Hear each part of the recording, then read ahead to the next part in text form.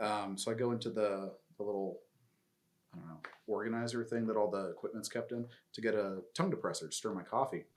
And I turn around and a dude's just sitting there with his face blown off in a bowl, catching the blood that's just dripping out. So he had tried to kill himself, and at the last minute, he had a 12 gauge. He aborted and blew the front half of his face off. You ever see the show or read the comic Preacher? No. One of the main characters, his name was Arse Face, because he had a face like an arse. Dude, that dude's face was fucked. Yeah, it was and because I'm just exactly I'm that. just clocking in, like stirring my coffee, and I look up and I'm like, "Fuck!" Yeah, homeboy. And I felt bad. I was like, "Fuck!" And he's just sitting there. But that was a great story because a lot of times in TCCC they'll be like, if the patient has facial injuries but they're maintaining their airway, don't fuck with it. Front half of his face is missing, but he's maintaining his airway. Yeah.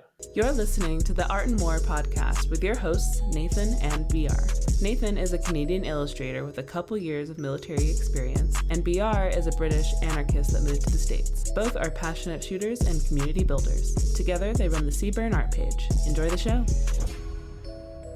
Hey guys, welcome back to the Art and War podcast. We don't have an intro, and this sounds weirdly artificial because BR is not here with me to just shoot the shit. I'm here with my buddy Jay, the Guerrilla medic, and it's just the two of us and we have beer. I'm so sorry in advance.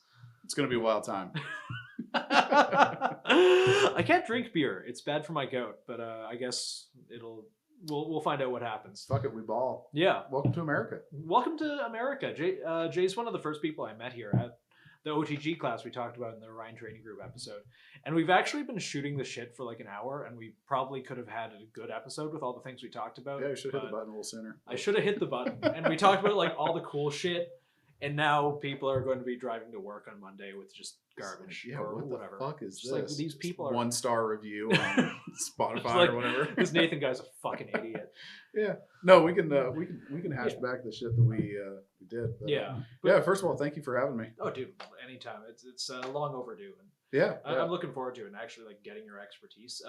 For those that don't know, Jay here has his own podcast, the Guerrilla Medic podcast, where they talk about things that are a lot cooler and more educational than the things we talk about, which are usually what do we talk about? Everything, nothing. John Harvey Kellogg and like why you should not have your foreskin removed, I guess. I realized that.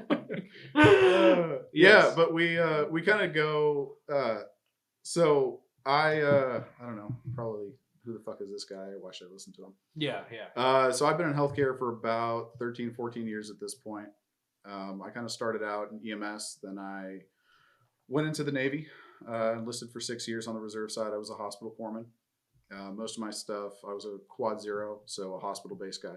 Yeah. So most of my stuff was in hospitals. I was fortunate enough to do some pretty cool training exercises, joint service stuff. We had Canadians. Oh, I'm so sorry. Yeah, well, I was jealous as fuck because they had beards. That is true. They can have purple hair now. That's an actual thing. And they can like wear the opposite sex's uniform, depending on whatever they feel like that day. Yeah.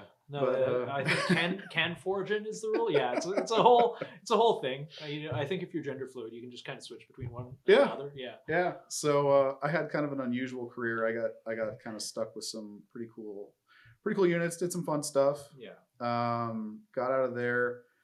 Got into kind of civilian healthcare. I've done primary care, a lot of urgent care, ER. I worked level 1 trauma in an ER there, so level 1 in burn center. So got a lot of really good hands-on experience. Yeah. And the things, the concepts that they would talk about, unless you're the 1% of the 1% that actually sees combat in the military. Yeah. It's all just nebulous concept, right? Like we train, I would train people in TCCC, but for the most part, they weren't deploying. Yeah. Or they weren't actually using it. Yeah. So working at a level 1, like day 1, go like, hey, this is a tourniquet. Like I've seen tourniquets before. It's like you're putting the shit on. Yeah. And that was pretty cool because it was me and a buddy. He got me the job, and he was a corpsman in my unit too. And so like if you went to that hospital, most of the physicians had no idea what tourniquets were, how to use them. That's interesting. And it's really not that long ago. Yeah. So it was kind of a little thing of pride. Like if you had a tourniquet put on at that hospital, it was a solid chance that me or my buddy taught the physicians how to do that. Yeah. So that was pretty cool. Is that like common SOPs now for Tourniquets? civilian side? I don't really hear, and I've taken for mandated job things or otherwise a few civilian first aid classes, and tourniquets never come up. It's changing. I was a part of a pretty, I hate the term, but progressive hospital. Yeah. So they were one of the first in the country to start putting blood, like whole blood, on ambulances. Yeah. For their medic program that was affiliated with that level 1. So tourniquets became much more, understood and accepted and used. Like we'd get them in all the time from the field, but it was, it wasn't all that common we would put them on, but we did. So, people would come in, like we had one girl who was kicked out of the car at the front, and we just get the page over the rule was you never run. Yeah. Like don't run in the ER. The only times you run in the ER is when there's a page overhead for it. So they would say, whoever to this location, or the panic button goes off, which means there's a problem in the psychiatric emergency unit. So those are the only 2 times we ran. So we all took off, and dude had kicked this girl out, and she had an arterial bleed in her arm, and wrapped it up with a scarf. And so we're sitting there in front of all these fucking patients in the waiting room. Blood is spraying everywhere, and we're they're handing out the kit, and most of the time the residents are the ones doing it. The attending just watches. And the attending wasn't there, so it was me, my buddy, and a couple nurses that were going to work and putting tourniquets on and stuff. So yeah, they've become a lot more accepted, thankfully. Quick Clot, you've heard of Quick Clot? Yeah. The combat gauze stuff. Yeah, I got some in the bag over there. They had never heard of it. We had it in the cabinets. Yeah. So we had one dude who had come in, and we didn't know it at the time, but he was taking warfarin, or Coumadin, blood thinner. Yeah. And he tried to lance a boil on his scrotum. Base. Yeah. So he comes in, he walks in, and I'm up at triage. Yeah, I'm up at triage, and the dude just kind of walks in, and he's like, "Yeah, I kind of cut myself. I was lancing a boil." He's got like a Benchmade sticking out of his No. balls. He had already done it. But so we're like, okay, cool. Yeah, well, we triage him, give him a lower category. Like, it's not a big deal. Yeah. And then he goes to the bathroom, comes out. And there's this fucking trail of blood. Did he try again? No. I went in there, and he was back in there putting paper towels in his whitey tighties. And the reason we didn't see the blood is because it was getting soaked up by like paper towels. Oh. In his fucking whitey tighties with his sweats. And so we're like, oh fuck, he's like bleeding a lot. So we get him back, and it's a scrotum. Like we can't put a tourniquet on this. No, I mean not with so that. they right. we try putting direct pressure, and the residents are like, I don't know what the fuck to do. So they're just looking all around, and they're like, I don't fucking know what to do. And I'm like, hey, what about Quick Clot? And they're like, I don't know anything about Quick Clot. And I was like, oh, get the fuck out of the way. And so I grabbed the Quick Clot, and because it was my bright idea to use it, I got to hold pressure on this dude's nutsack for like 20 minutes.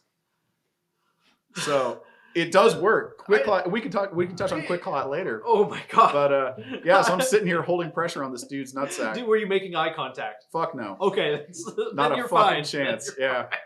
It's not gay if your balls don't touch. Yes.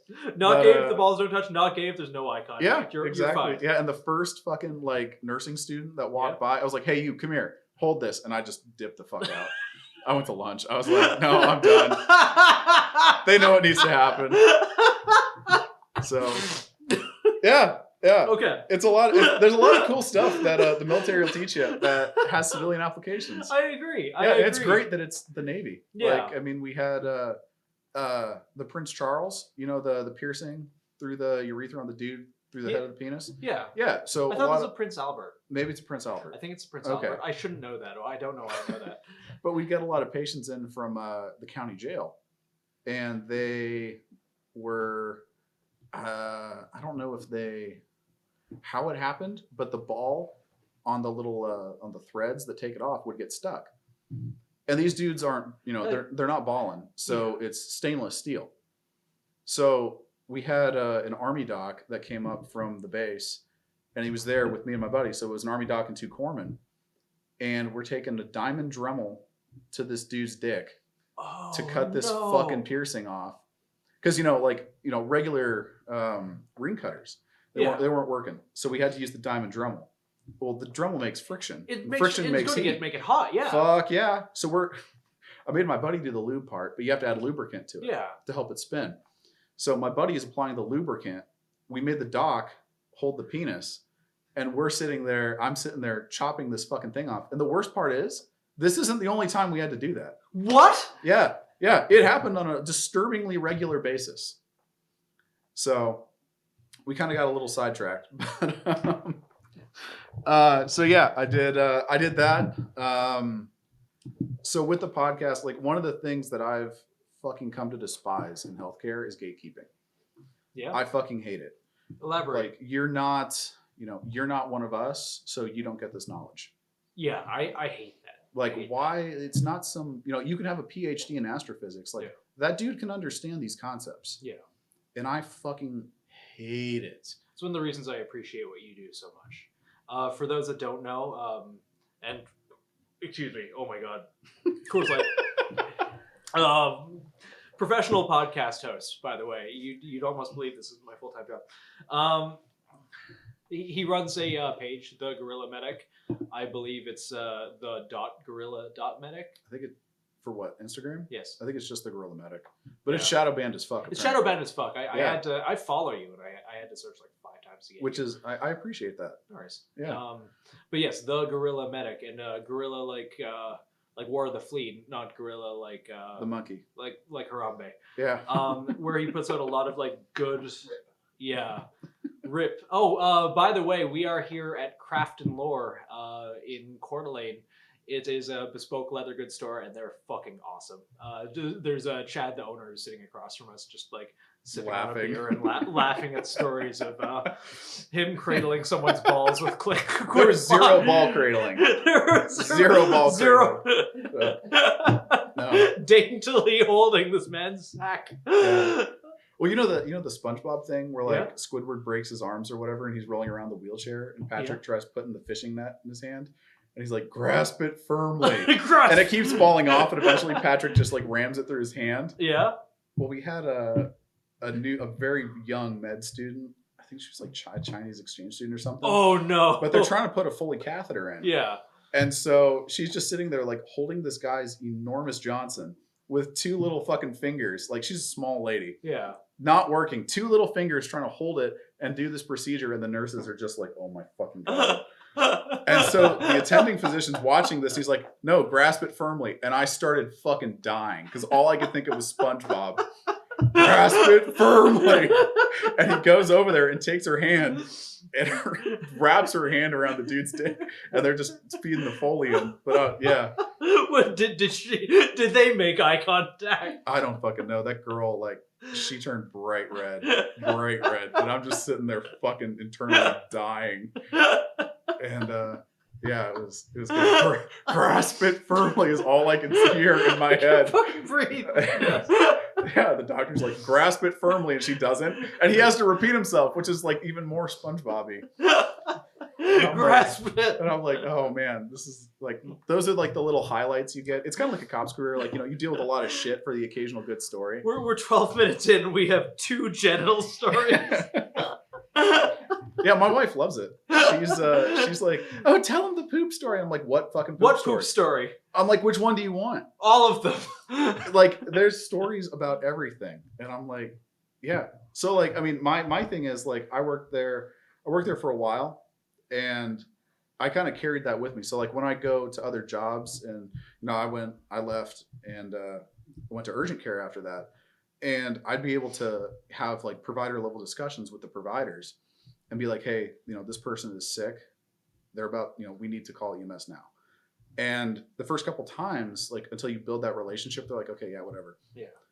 And, after that, they'd be like, oh, like if he says they're sick, they're sick. And that's just an experience thing.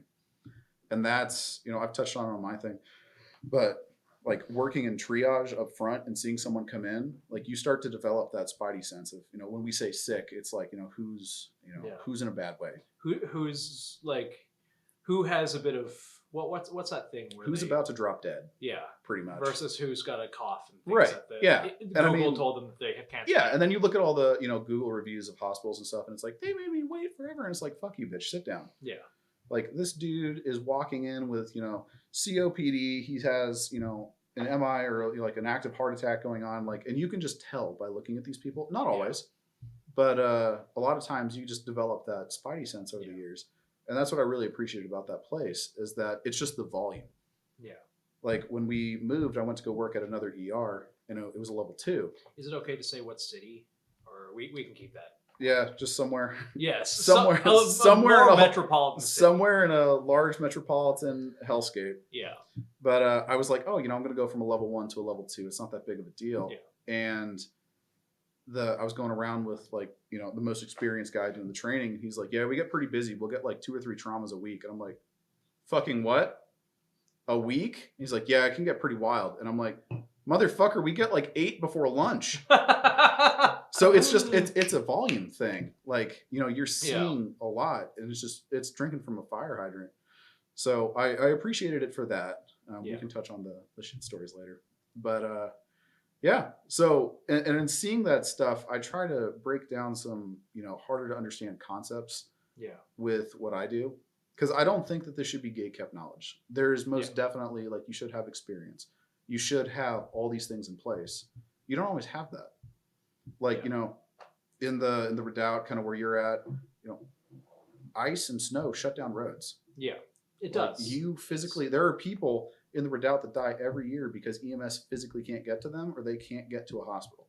Yeah. So what I try to do is give you knowledge and point you in the right directions. And it's not that it's medical advice. It's just, hey, this is what you could do. Yeah. So that's what I try to do with it. I think that's important. I think that pointing people towards the not to cut you off. I'm sorry. No, you're good. To point people towards what's the next step, because like it's easy to read, a digestible guide, and that's what we did a lot of, like, putting out little things. But it's also important to actually get that knowledge and training and practice and everything else. But at the same time, like, this stuff should be open source. It should be.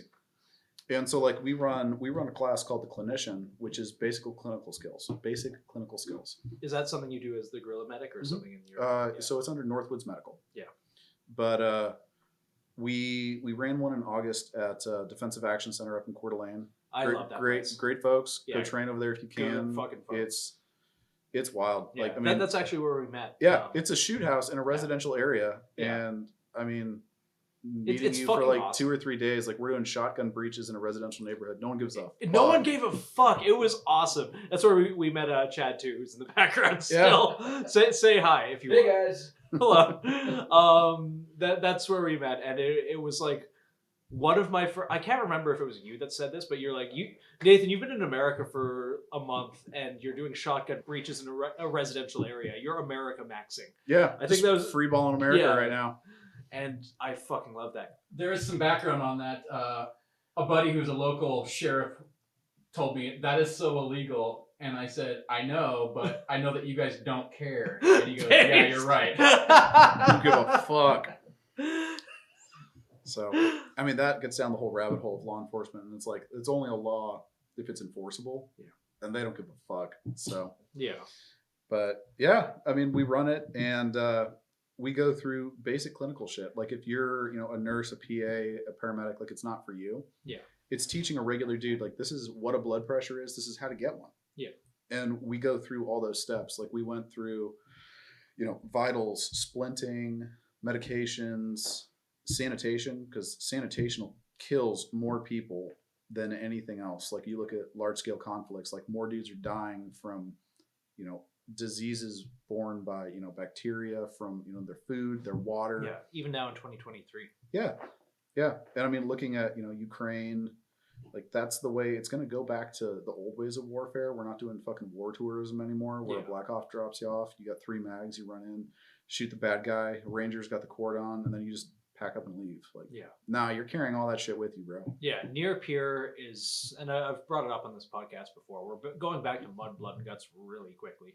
Yeah, like, someone put out like photos of the Ukrainians in trenches, and they just did it black and white, side by side with World War One. Yeah, looks the fucking same. 100%. There's no difference between the conditions, right? Yeah. Like, you may have, I got my polypro on and I'm feeling good. Like, you're still in a fucking trench in the mud and it's freezing. Yeah. Like, that, the shit aspect of war, I don't think will ever change. Yeah. That's why I think courses like yours are important too. little things that you don't really think about. Like anyone can read about how to pack a wound. It's another thing to learn how to do it without, and I did this the first time I took a stop the bleed class. As you said, bacterial infection's a real thing you have to think about. And I'm packing this guy's wound from gauze that's on the floor, just sitting in the dirt. And I'm putting dirt directly into him. Yeah. It's things you don't really think about until you actually get your hands on to practice it. And especially when adrenaline's pumping, you can make mistakes like that. And I had a very wise senior corpsman tell me one time that, and I've heard this in other places too, but this is the first time I heard it, that a good medic will get their patient to higher care. A great medic sets them up for success at the next level. Yeah. So you may have packed the wound, you may have stopped the bleed, but we may have introduced an infection that's not going to be a problem down the road. If we had used better practices, maybe that infection wouldn't have been there to begin with. Yeah. So there's little tips and tricks like that.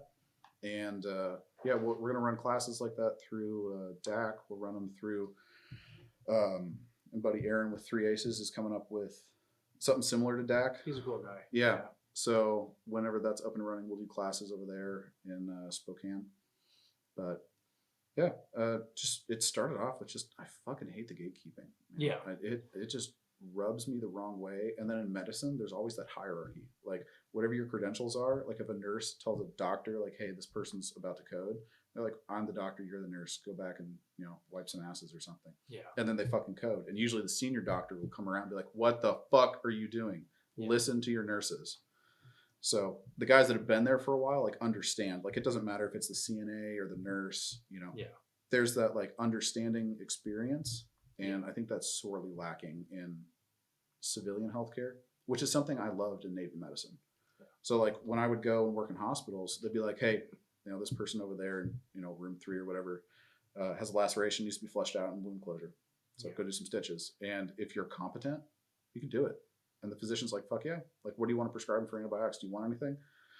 And you would just, you'd write the script. Physician would endorse it. And they're like, I like the plan. Sounds good. Go on to the next one. Which that is big fucking no-no in civilian healthcare. Like, I mean, I'm sure nurses can suture. I've never seen it in 13 years. But it drives me up the fucking wall. Yeah. That it's unfortunate. We used to see a lot of it. Just and obviously this isn't the medicine side, but I did notice every time we put out any sort of medical guide, like, hey, this is how you stage a tourniquet. Obviously not to the level that you put out knowledge, but people would get poopy. Mm-hmm. People would get really poopy about, no, save this for the trained professionals. There's no situation where you'll ever. There was one guy who was he was an SF medic of some kind, saying if you ever have to come across this, you can just call 911. Mm-hmm. And it was just like really simple. I don't know what your EMS response times are, but mine aren't like 1 minute or less. Oh no, fuck no. Yeah, it's like people have to come to the conclusion that first responders aren't always going to be there. No, you are the first responder. Yeah. Whether it's why we carry a pistol, why we carry medical shit. Yeah. Like I mean, I do long commutes, so I have like a pretty large bag in my car. Yeah. Because I know that I'm most likely to come upon a high speed motor vehicle collision with multiple parties in an isolated area. Yeah. And for me, it wouldn't sit right with my conscience if I just kept driving. Yeah. So like I feel, a need to do something. And that's how I got into medicine. Like I was 19, 20 or whatever, and I was driving home one day. And at the time I was doing a bachelor's, I thought I wanted to be a cop. And I'm glad I didn't do that. Yeah. But, I was going to say in 2023, looking back. I had some elective credits, and my uncle had talked to me. He's an attending physician at another level 1 down south. And he's like, at the time, cops weren't carrying tourniquets. Like cops would just show up and they'd be like, oh, fuck it. Let's just wait for EMS to show up. Yeah. So he's like, you got some electives. Why don't you go take an EMT program? And I was driving home. I'd registered for the program. It was, the next semester or whatever. And I saw this dude on the side of the road, kind of in our overarching neighborhood, probably half a mile away from where my parents were living at the time. And he's just bleeding out of his head. Fuck. And I'm like, I don't fucking know what to do. And he like reached out to put his hands on my car, and I just kind of like drove around. I was like, I don't know what the fuck to do. I'm terrified. Yeah. And I called 911. I didn't know where the fuck I was, so I couldn't give him a location to send people to. And this van rolls up, and these 2 dudes hop out and take him. And they're like, oh, no, it's okay. He's with us. And they put him in the van and drove off. Oh, and I'm like, looking back, I'm like, I'm pretty sure I just witnessed a crime. But yeah, just that feeling of complete and utter uselessness When you just come- fucking drove me up the wall. So like, I mean, I didn't, you know, at the time, like I had shotguns. I wasn't into guns. I didn't have a gun. Yeah. I didn't have any medical knowledge at all. Like I was going a law enforcement route. I didn't know shit. I had maybe a box of Band-Aids in my car at the time. Yeah. And it was just like, you know, eyes wide open. Like this shit's real. And if you're not ready for it, there's consequences for you or someone else. But that still sits with me to this day that I did nothing because I didn't know what to do. Yeah. So that's what kind of spurred me into this. I think that's a noble statement to have. Like, it's being able to train the average person to actually know something, to have some basis of knowledge, to not be a bystander. Because I think just being a bystander, it's the default for most people, but it's one of the worst things you can do. Yeah. I mean, I stopped at a wreck on the highway here not too long ago, and my wife had this play or whatever she was doing, so I'm, you know, dressed up nice. And the multi-car collision and whatnot, and dudes are just standing around. Yeah. Like Just they like don't watching. Yeah, they're Someone will have watching. a cell Someone's phone. like, I'm calling 911. Like, congratulations, thank you for doing that. Yeah. So I get out and I'm like, hey, you guys want some help? You know, Yeah. and they're like, yes, please. And I was like, great, cool. Yeah. So I, you know, start helping them out, and most people are just shocked. And like this nurse, she's like, I'm a nurse, and I'm like, great. What do you have? I have a blood pressure cuff. And I'm like, great, okay. Great, you're fucking Yeah. useless. Yeah. So like, I mean, I also sidebar on that. Like, when you tell me you're a nurse, that means dog shit to me. Yeah.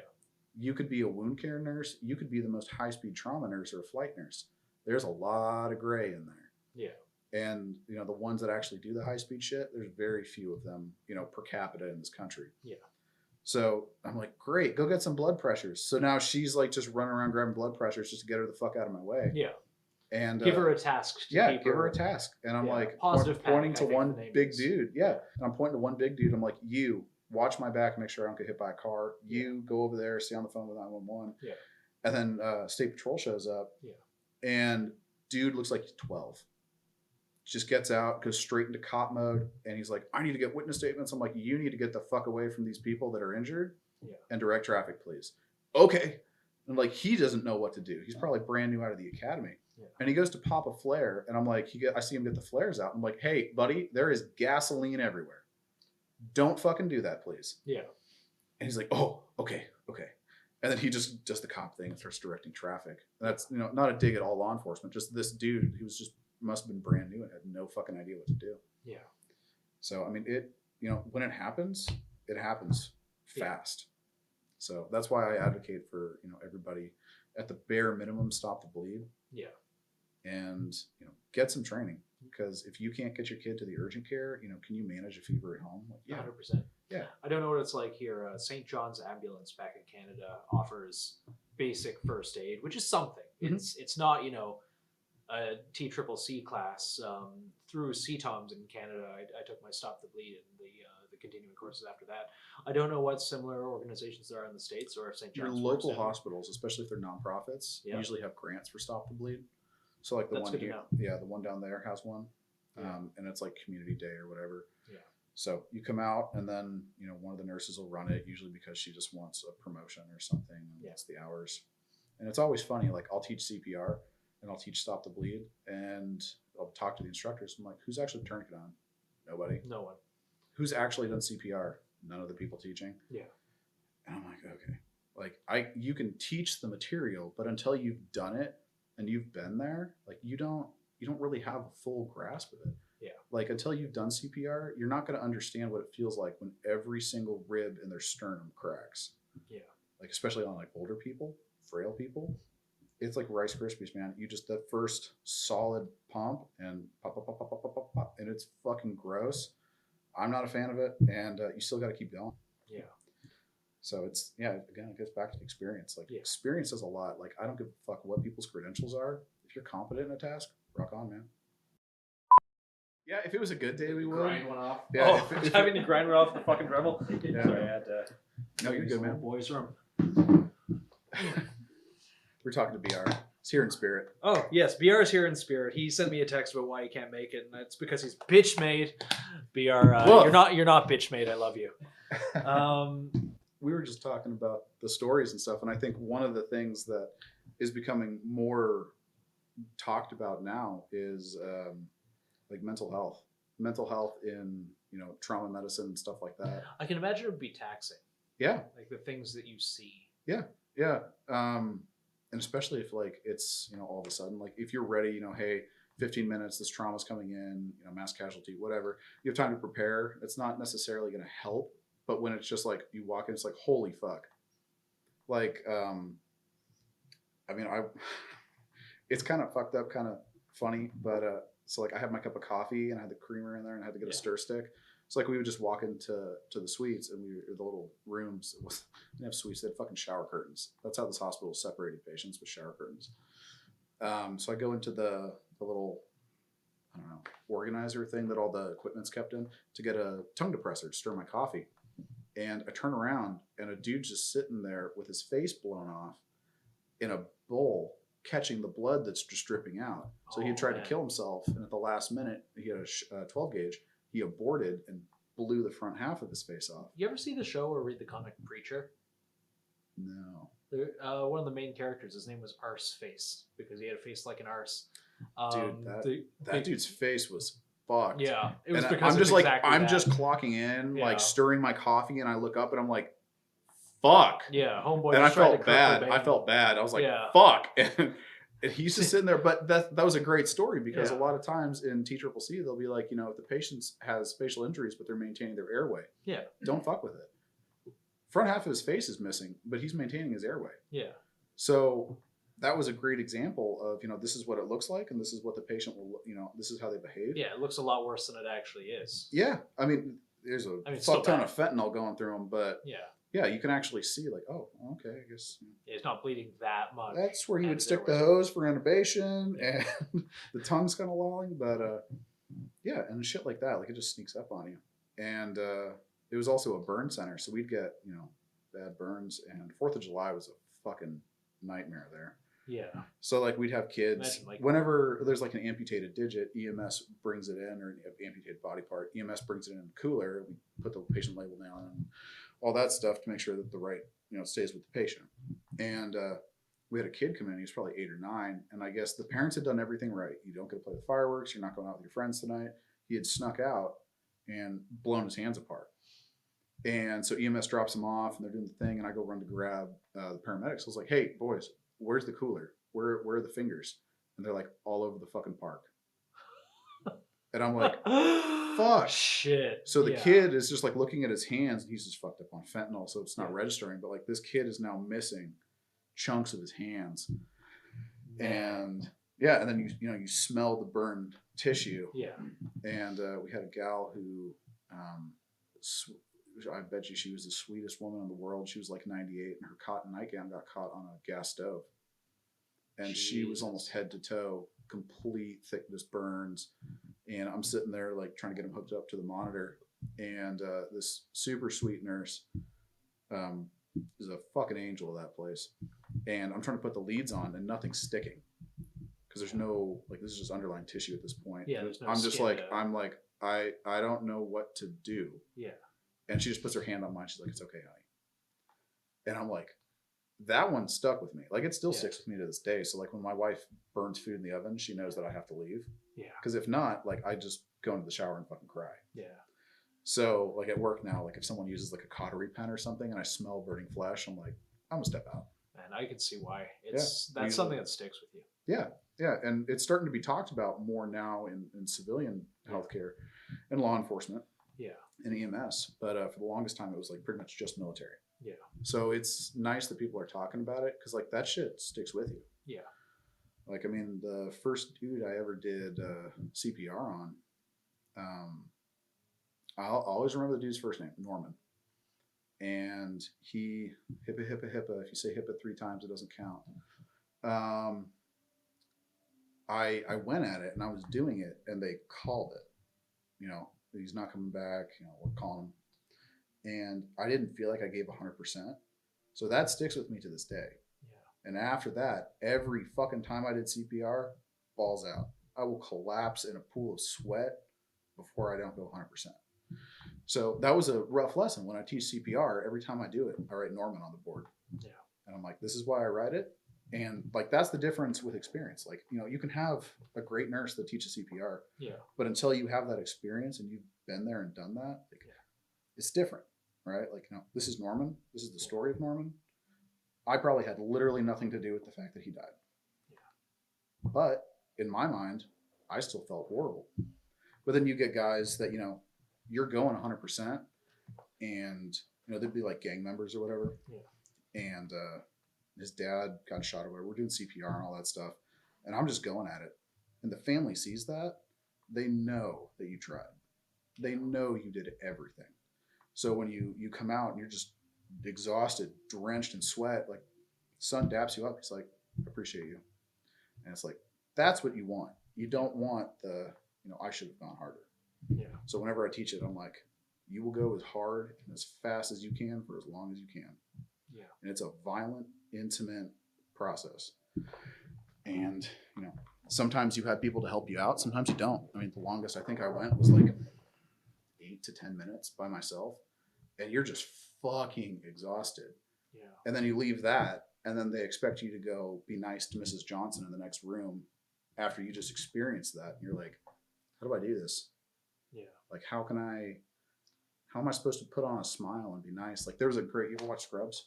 Oh, yeah, actually. So he pulls I don't remember the dude's name, the white dude, not Turk, his buddy. Neil? Maybe. I don't know. The but black hair? The cool doctor. Oh, yeah. Was it Kelso? No, Kelso's the older guy, I think. Kelso's the dick. It's the cool doctor with the Jerry curls. Yeah.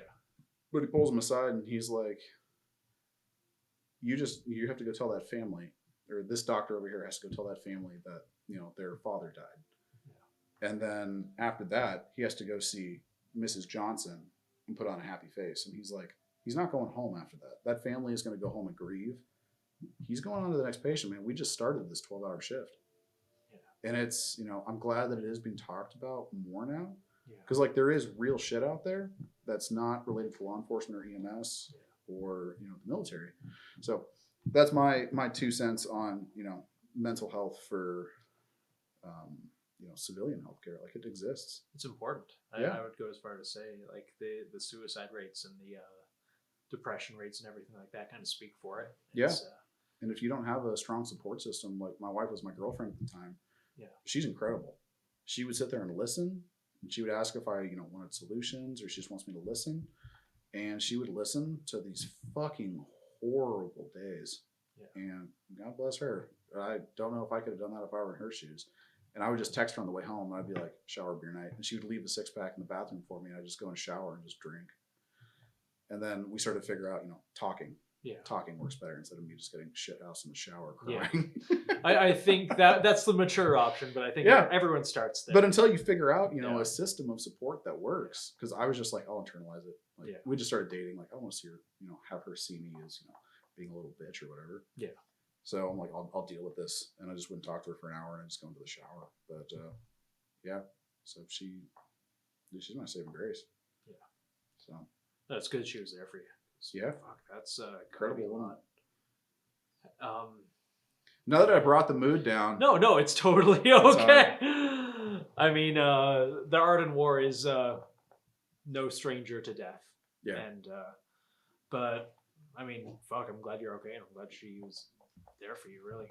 Yeah, until she, you know, burned something in the oven, then I vomit and go and cry in the shower. I mean, better than getting hungrier, I guess. Yeah, that's true.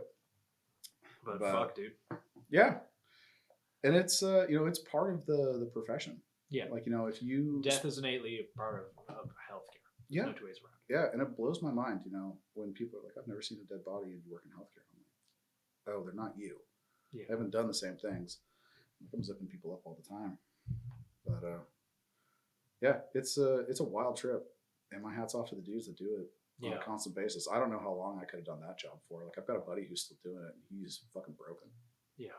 And, you know, there's no, you know, VA disability for this. This is, you know, you're on your own. There's a movie I saw a little while ago about 2 EMS responders. Can't remember what it was. So Bring Out the Dead with Nicolas Cage. Nicolas Cage. Fucking love that movie. That was a really good movie. Yeah. Yeah. And they get the epi and they're like, okay, you guys gotta, like the demonic cult or whatever. And they're Yeah. like, you gotta pray to Jesus. And then they stab him with the epi and the guy comes back because they think that the prayer brought him back and they just give him epi or whatever. I fucking love Nicolas Cage. I love that movie. That's a staple. Yeah. That's a fucking good one. But I hear that that's a surprisingly, not necessarily realistic, but realistic look at it's good. Yeah. Yeah. It's entertaining at It the end of is. the day. It's a Nicolas Cage movie, but Yeah, but I mean, you get the fun stories too. Yeah. Like the dude that's all horrible homeless population, and I'm very jaded on homeless people now. I which can imagine. I try not to be. So I was there a week, and I got choked out for the first time. By a homeless dude. By a homeless dude, yeah, for no reason. Because he's like, "Hey, can you get me something out of the bottom of that drawer there?" And I turn around, and he's choking the shit out of me. And my buddy Trying to comes steal in. fentanyl, or I don't know what the fuck he was doing. But more justice happens in that hospital in that city behind closed curtains than any law enforcement agency can do. They beat the fuck out of him. My coworkers did. yeah, just And a bunch of dudes that in scrubs run in with like the Yeah. IV holders.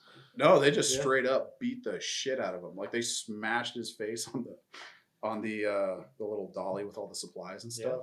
It was like, assaulting healthcare workers is a felony. Yeah, So they're like, nope, he already chose violence. This is the way. And it was a really weird line to walk. Yeah. Healthcare versus, violence. And it was there every day.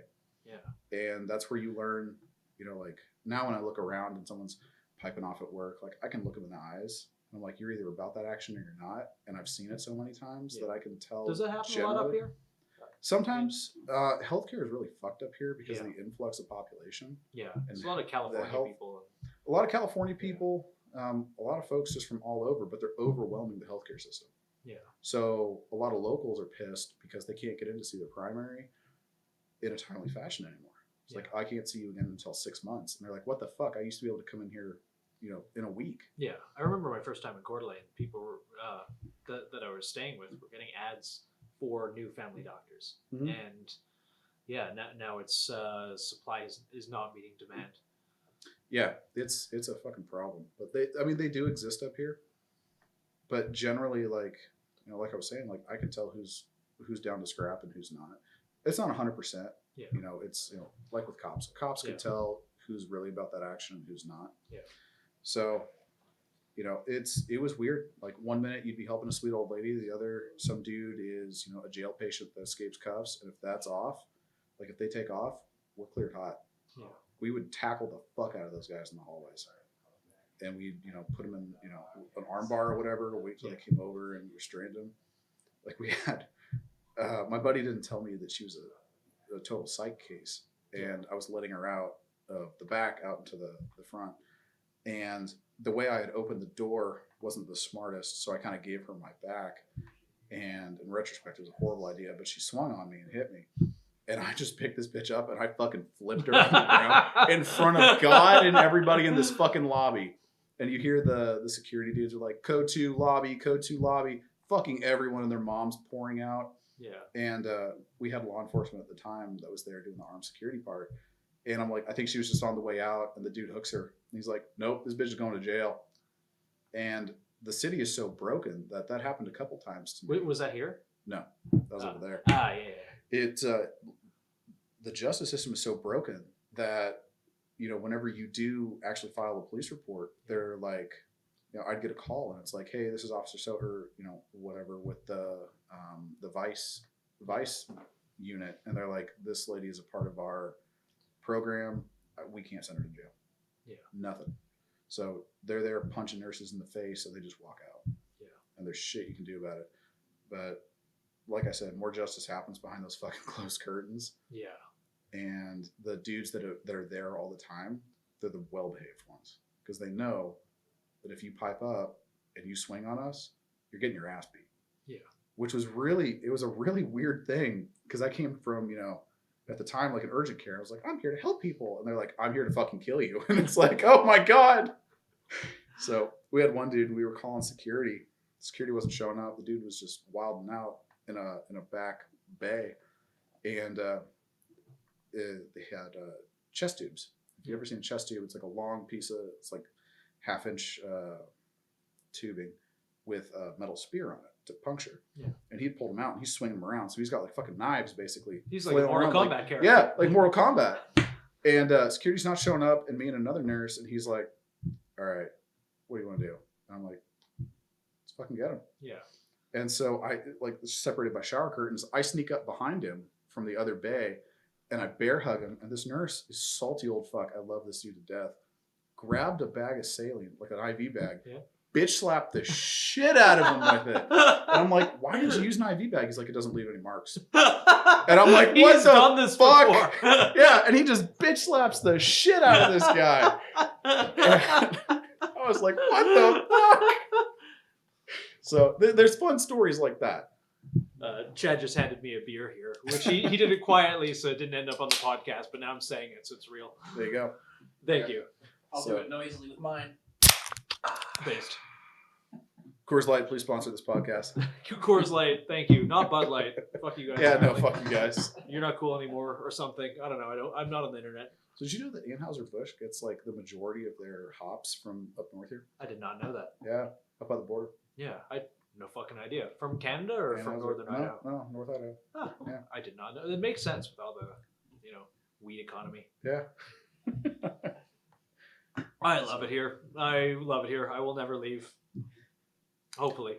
Yeah, I mean, it's, I call this America. Yeah. Like the other states, like, there's cool states. There's Tennessee. Yeah, I really liked Tennessee. There's I like to cool hear more. places. Yeah. But I'm like, this is, the Redoubt area in general. It's like, that's the last little bit of America. Yeah. Like, me and my buddy will be hanging out and drinking on the back of this tailgate or whatever after we go to Land Nav or Ruck or whatever. There's kids playing in the street. Families are out talking to each other in the neighborhoods. And I'm like, this is America. Yeah. Like, this is when we were growing up, like, this is what was promised. Yeah. Not,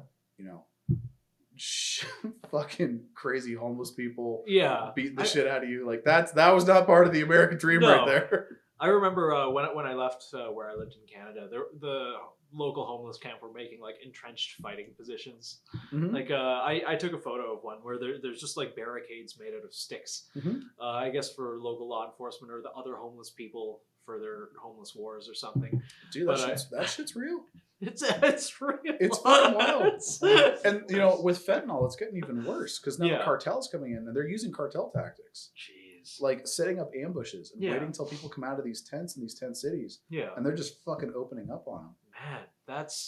Man, I saw a headline a little while ago where like the homeless people were using improvised explosive devices on each other. I saw a video. Yeah, that was wild. Yeah. Right? Pipe bombs. Actual pipe bombs and I saw. Where's the fucking ATF? Yeah, and the ATF just put out a notice in Texas saying that that FFLs are to notify them if anyone buys a 50 caliber belt fed because. Well, I'm glad they're doing that instead of enforcing the explosives part of the ATFE with the fucking homeless wars. Homeless wars. Jesus Christ, they're lobbing pipe bombs at each other. Based. You're worried about a stock on a 10.5, but no. You guys can have your homeless wars with pipe bombs. That's cool. What the fuck are you guys doing? Oh man, I think we should arm the homeless with belt feds and just see what happens. But I haven't actually seen Chaz over in Seattle. Yeah, that's what will fucking happen. Oh, within man. like a day and a half, there was a warlord. I saw that. They had warlords. They were distributing like, come here to get food. It's a socialist utopia with a warlord. Yeah. Oh yeah. And I remember didn't that fall apart when they opened up on a car or something? I don't know where it fell apart. I've got a buddy. It fell apart. I've got a buddy that works over there at that trauma center, and so there was like multiple shooting victims in that little occupied zone. Yeah. EMS wouldn't go in there because the first rule is if it's not safe, you don't go. Yeah. They wouldn't let law enforcement in there to secure the scene. EMS isn't going to go in there and get fucking shot. Yeah. So they were trying. They had like nurses or whatever from local hospitals that were sympathizers. Good on them for organizing, I guess. Yeah. But they tried loading them into vans, and it took 45 minutes to get that dude, like, I don't know, what's a 5-minute drive away? Yeah. And when they get there, they're dead. Yeah. Or I think at least one of them was dead. The other one was fucked up. But he was saying the dude that, the warlord, because they pinched him. Yeah. And they took him to get medical clearance at that trauma center over there. And so he was crying like a little bitch when he got in. It's like, oh, okay, tough warlord. And sitting there with Apparently he was AMR. a Spotify rapper or something. I don't fucking... Yeah. Something. He's a rapper. But it's like, okay, well, what's going to happen? Warlord. Yeah. Within a day and a half, warlord. I mean, like, based, but still. Yeah, there's a power vacuum. Like, human nature doesn't change. Yeah. There's a power vacuum. Someone's going to fill it. Yeah. And the dude that filled it is the one with guns. Yeah. And then I think they got him for handing out guns to kids and shit. I mean, like, they were like 16-year-olds, and he had like a Tesla or whatever, and he's just handing out rifles to kids and shit. Based. Yeah. Free my boy. Yeah. Free my man. Yeah. So it's like, if you want to know what, you know, a collapse scenario is going to look like, Yeah. it looks like that. It looks like Chaz. Yeah, and it's man. not great. No, that was an interesting period of time. I've heard that it was very different here in Coeur d'Alene, where my friend told me that people had plate carriers and rifles and were standing outside their businesses and nothing happened. Yeah, I've got Chad is nodding across. I was down there. Yeah, you had your plate carrier. Yeah, like and I had rifle. friends up here, so I came up and I was just, you know, looking around, and I'm like, you know what's happening here? Fucking nothing is happening here. Yeah, And whether or not it was the dudes in, you know, carriers, like there was chatter that they had came over and scoped it out. Yeah. Because in over in Spokane, they did have dudes that were, you know, bashing windows and Yeah. shit like that. The riot police were out there, and Yeah. I mean, it's, you know, where do you live? Like, if you're living in a metropolitan hellscape, that's going to be your fate. Yeah. Fucking live somewhere better. Live somewhere better. Live somewhere better. Like, it's not that hard. Move to Idaho, but don't be gay and retarded and make it worse. Yeah, yeah. And if you're from California, change your fucking plates within like 24 hours of being here, or your shit will get keyed. Yeah. Dude, I still have Nova Scotia plates on. I have no idea how someone. I don't know how you've survived this long. Well, Canada, they're usually pretty... Yeah. Yeah. It's like, where, Yeah, where the fuck you is know, this place? in Idaho, they probably can't point to Canada on a map, Yeah. let alone Nova Scotia. Some guy waved at me at a gas station. He goes, "You're a long way from home." I'm like, boy, howdy. Yeah, I am. Yeah. Like, Thank God. Yeah. No, like, I'm not going back there. Jesus. Yeah. But I probably wouldn't be able to find it. no. But California, that's a different place. That being said, friends of mine have mentioned, like, a lot of my friends from up here are California transplants that moved here to escape the bullshit in California. It's just unfortunate that. Yeah. So, like we were talking about, you know, it depends on why you're moving to a better place. Yeah. And it depends on your attitude with the locals. Like, if you're here to, like, if you're, you know, going to move to Montana, you're going to move to Idaho, and you're there to assimilate. Yeah. That's totally different than if you're here and, you know, well, that's not the way things work in California. Yeah. They're going to tell you to fuck off. Yeah. And, you know, you just have to assimilate. If that's the reason you're leaving something that's broken and shitty, why the fuck would you want to bring that with you? I remember, and this came up earlier, reading statistics on Texas and how Texans vote. It's more native Texans are voting blue, and more Californian transplants are voting red that actually even out and cancel the amount of Texans that are voting blue. Who knows how true that is? Statistics can lie. So there was, at U of I, there was, I guess it was like a Swedish dude doing a lecture. And Idaho's interesting because you hear about everybody moving to Idaho. You never hear about people leaving. Yeah. So he had this big old graph out, and he's like, there's been an equal number of people that have come and left. Interesting. The ones that are leaving are the well-educated, you know, tech jobs, liberals for the most part. And the ones that are moving in are 25 to 35 males and their families with, you know, minimal education. So trades workers. Yeah. And I'm like, so you're telling me that all the liberals are leaving, that all the conservatives are moving here? I'm not mad at that. So my buddy's got a thing called diamond theory. Yeah. And it's basically that, you know, you have something like Montana or Idaho that attracts a certain kind of people. Yeah. Eventually, you're going to get so many of them there that it's going to become like a diamond. You pack enough of them into one area, it's going to be impossible to pass like leftist bullshit. Yeah. Which you're starting to see, you know, like when you look at North Idaho for voting, like they voted for more quote unquote far right candidates than anyone else in the country. Yeah. Like you know, Eamon Bundy got like 16% of the vote for, I think it was Senate or Congress. Yeah. 16% of the vote. Like that's nothing to take a stick at. Didn't he get arrested recently? Dude, he always gets arrested. Yeah. That dude's wild. But, he's a whole thing. I don't have any, and we talked about this earlier. I don't have any faith in either party or any political system, and No. I don't. The compromising that's happening with basically everything. I'm about ready to fuck off into the woods and just Yeah. you know. Yeah, for the most part. Yeah. Like compromising, like what the fuck am I compromising? Yeah. Like, now with the redoubt, like you're the majority. Yeah. You get to dictate, like, I'm not here to compromise with you. Yeah. Like if I ran for city council or whatever, like my thing is like I'm not compromising. Yeah. There's no like bipartisanship, like no, fuck you. Yeah. This is the way it's going down. If you don't Yeah. like it, get the fuck out. Yeah. I have a belt fed. Yeah. I mean, belt that aside, like, and even if you go to like, I've been to city council meetings. Yeah. And even that is, I feel relatively represented. Yeah. Like it's a bunch of, there's a couple chicks, a bunch of dudes. They all have like the world's biggest dip in, just sitting there with their spitters at city council meetings. And I'm like, okay, I feel pretty represented here. Yeah. But even with that, it's not perfect. Yeah. So like the one I went to, the time for citizen comment is before they pass things. Yeah. So the thing was, I think it was like snow machines or like snow plows. Yeah. And they're like, hey, we need some more snow plows. Okay, everyone thinks that's a great idea. Yeah. Yeah, we can do that. Oh, by the way, we need to buy out the leases on these 3. So the initial proposed thing was like $500,000. And then they're like, we need to buy out the leases of these other 8 that we have, plus the one. So by the time it was done, they were spending like $3 million. Yeah. And I'm like, wait a minute, wait. Why the fuck was the citizen comment not after that? Yeah. And I'm like, that's bullshit. Like nobody got a say on that, and you're just going to spend the money. So I have no faith in either fucking party. No. That being said, the roads here are nice, and I haven't seen any homeless junkies. So That's true. Yeah. Well, actually, so there are up there in Coeur d'Alene, there are homeless. Yeah. They're brought in. A buddy of mine was doing. They're doing some rec land nav stuff out by shooting range out there. Yeah. And they ran into one of the forest cops, and he's like, "Hey, did you guys see any homeless people back there?" They're like, "No. Why?" And he's like, "There's a nonprofit in Spokane that's bussing them over, giving them tents and sleeping bags, they're pulling a New York. and letting them live back there." Yeah.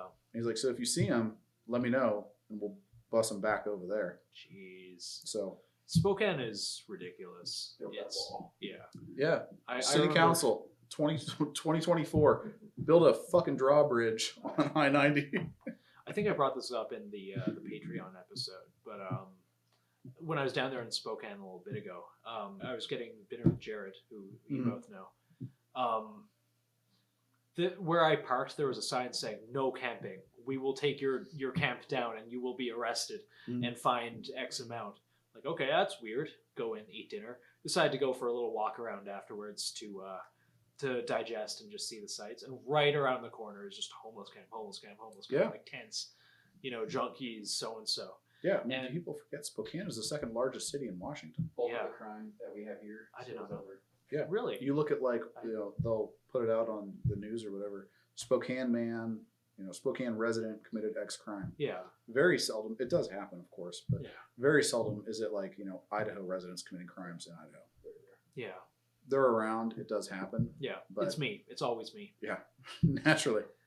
Where were we? Where were we? Basketball. Feeling safe in America. Feeling safe in America. Yeah. It's like America I love because it's such. It feels like an entirely different country when you drive 45 minutes. Like And by America, we mean like the redoubt, like Idaho, Montana. everywhere. Like Ah. everywhere from like I'll drive from Maine to New York and every half hour it feels like a different country. Like the Well, culture. that's changes the way it everything. was supposed to be. Yeah. They were basically supposed to be different countries, and now it's just everything's been federalized. States' rights. States' rights? What a weird concept. Yeah. Like, I mean, in 1800, 1850, do you think anyone gave a fuck who the president was? No, Oh. it doesn't impact their life for shit. Yeah. Now everybody's like, oh, Joe Biden said this, that, or the other. So who gives a fuck? What he does should have zero fucking impact on you. Yeah. Your local, your county, and your state should be the only things really that impact you. Like the federal government has overreached so fucking far. Like you're supposed to secure international trade lanes on sea and protect from foreign invasion. Yeah. You're not supposed to meet at Jekyll Island And yeah, you're not supposed to meet at Jekyll Island and create Yeah. the fucking Federal Reserve. Yeah, taking 40% of everyone's income to Yeah. Yeah, I mean, what, the T-tax was like, what, 3 to 5% or something? My fucking paycheck is taxed 40%. You're a business owner. It's probably taxed even more than that. Yeah. In Canada, like business owners that I knew that I worked with, it was 55. Like your return on tax, nothing. off. Fucking socialized healthcare, good luck. Good Yeah, luck. and like, like you're going to die in a waiting room. COVID, and they're like, oh, well, we'll give you a $1,200 stimulus check. Why don't you just not tax me? Yeah. How about that? How about you just suspend taxes for the fucking year? Yeah. And every time they're like, government shutdown, I'm like, please God, Yeah. just fucking do it. Just do it. It Just sucks. fucking do It sucks for the military because I was in when that happened and I had to keep working for no pay. But I mean, even that, like, that's the biggest, leading cause of mutiny in fucking the history of militaries is you don't pay the dudes. Yeah. Like, Washington hated his soldiers generally. He Did fucking hated them. I don't know anything. Yeah, they were, backwoods, rednecks. They weren't proper gentlemen of war. Yeah. We're not, these aren't Rogers Rangers. Like, those dudes were fucking roughnecks. Yeah. They were out there for fucking blood. Like, if you read, 1776 or something like that, the shit they did, like, they dragged cannons, like, hundreds pounds I don't even know how much they weigh. Yeah. They dragged those bitches from state to state so that they could fucking kill the British with them. We're so comfortable now because Netflix works, Domino's delivers, there's Coors in the fridge. Yeah. Like, I used to think that, I still had faith in Americans before, Before 2020. Before 2020. Yeah. I used to have faith in them.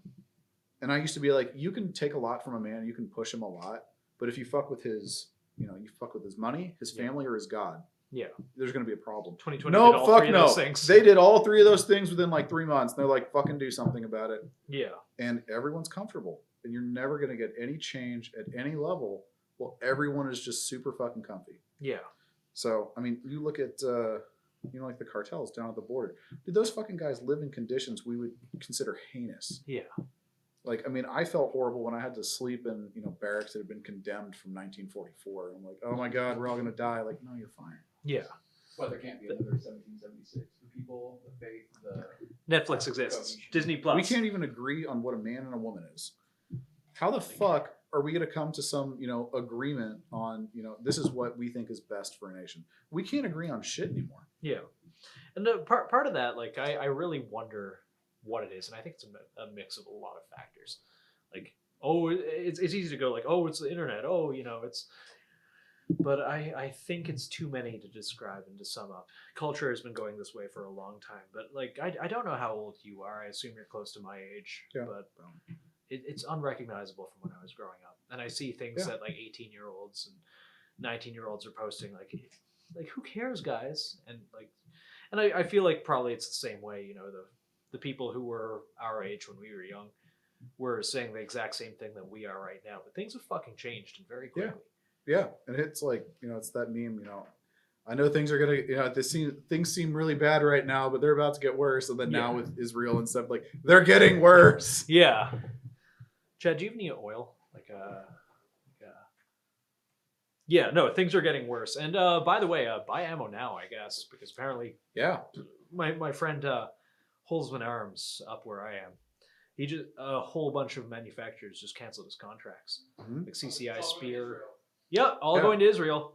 Yeah. Buy your war stocks while you can now, boys. Yeah. Here's your insider trading that's going to be too late when this comes just out. follow Nancy Pelosi's stock trades. Exactly. Follow her portfolio and you'll make money hand over fucking fist. Lockheed Martin, BAE Weapon Systems. Yeah, but I took a peek the other day. Mm-hmm. Raytheon, Lockheed Martin, Boeing, all their fucking stocks jumped. Oh, dude, $34 for Lockheed the first day of the...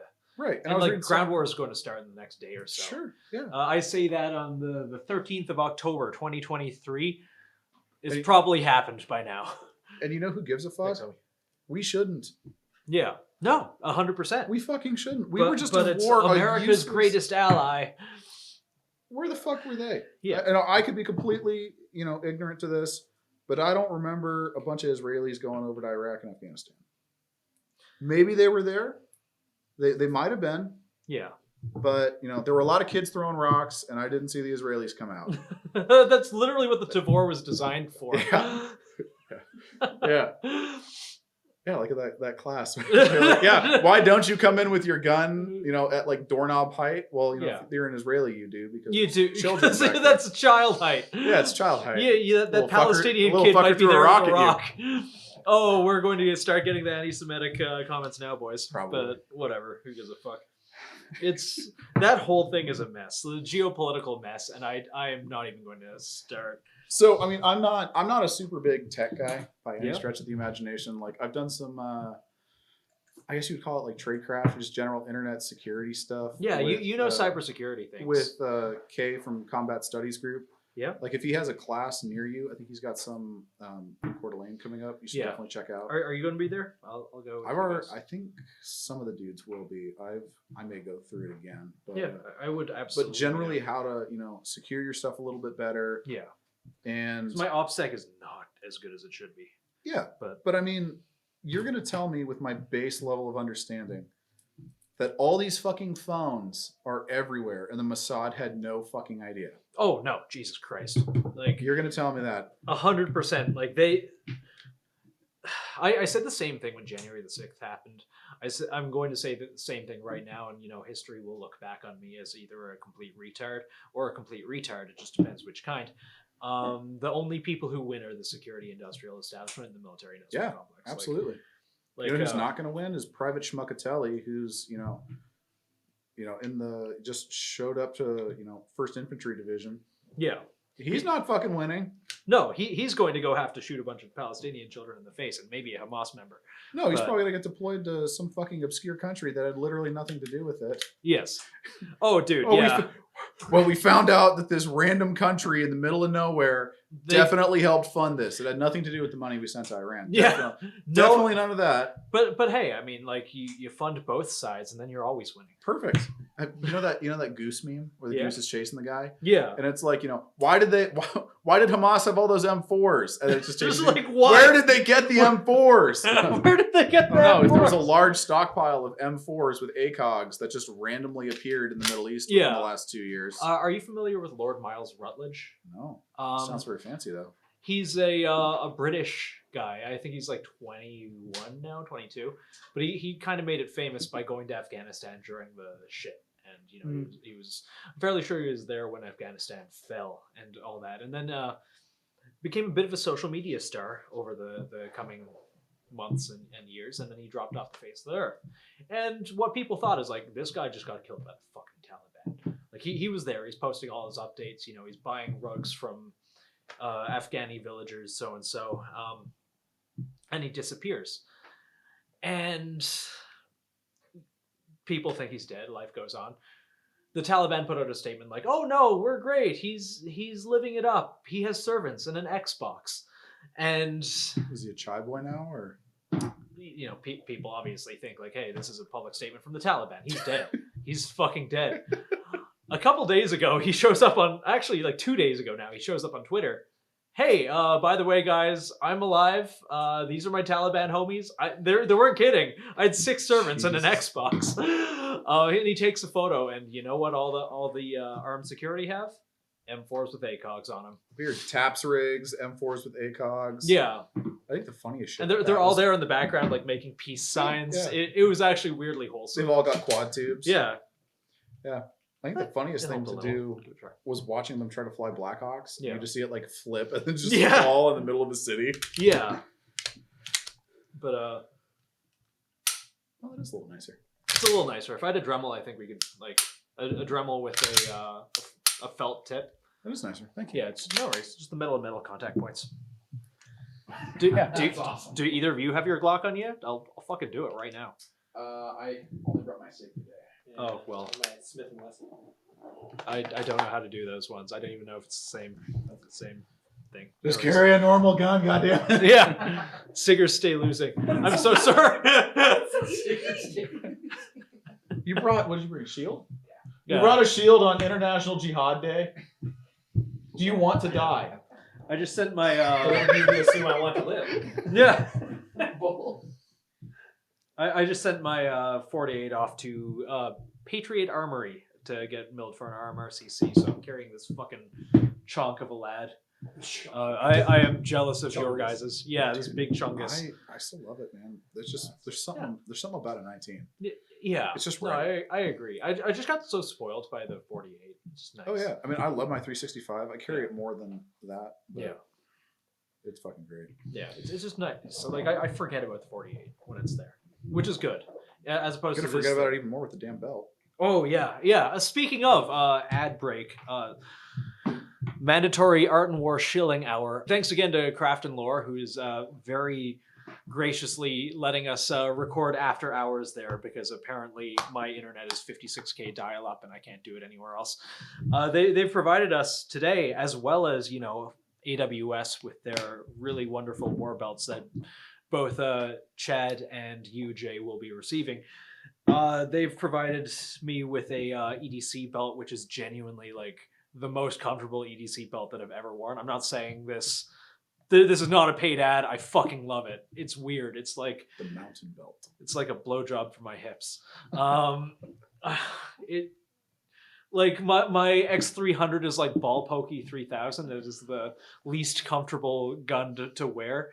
On this, it's like a kiss. It's great. It's great. This is the most awkward ad spot. BR, you'll have to deal with this. Cut this into something usable. I love you. Do you not want a homosexual belt? Get the Craft and Lore mountain belt.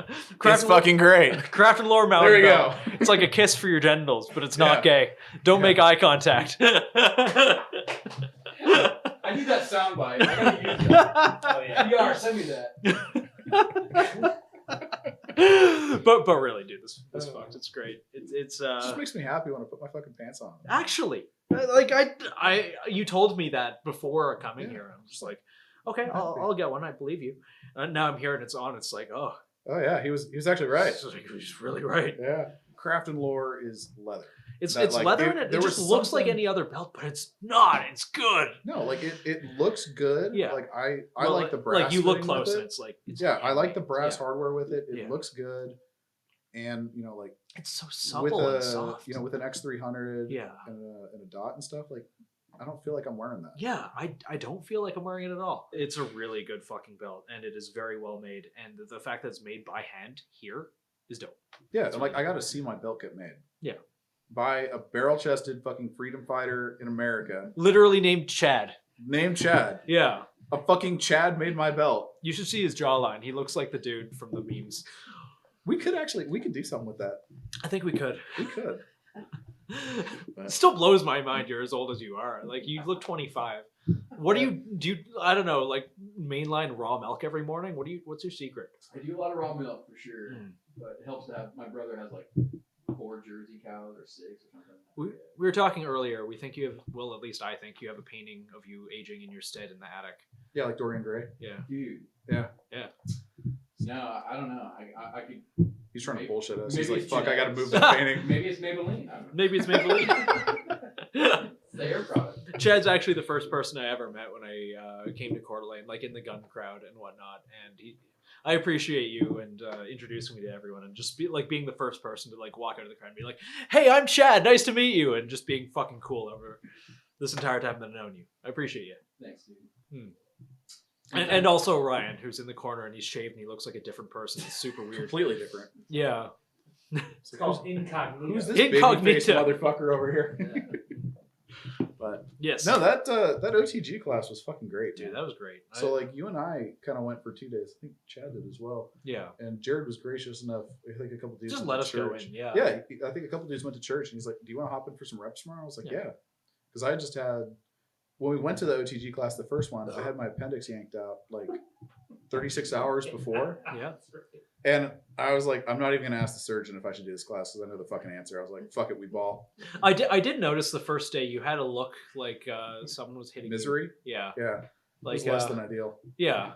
I didn't know if that was just your face in general, No, but not usually. like you had both your fists out and you had a look in your face like you smelled sour milk. Yeah, that was rough. I tried to yeah, I find can't like my blame you. lightest gun, and then Jared was super cool about it. He's like, "Just use handguns." Yeah.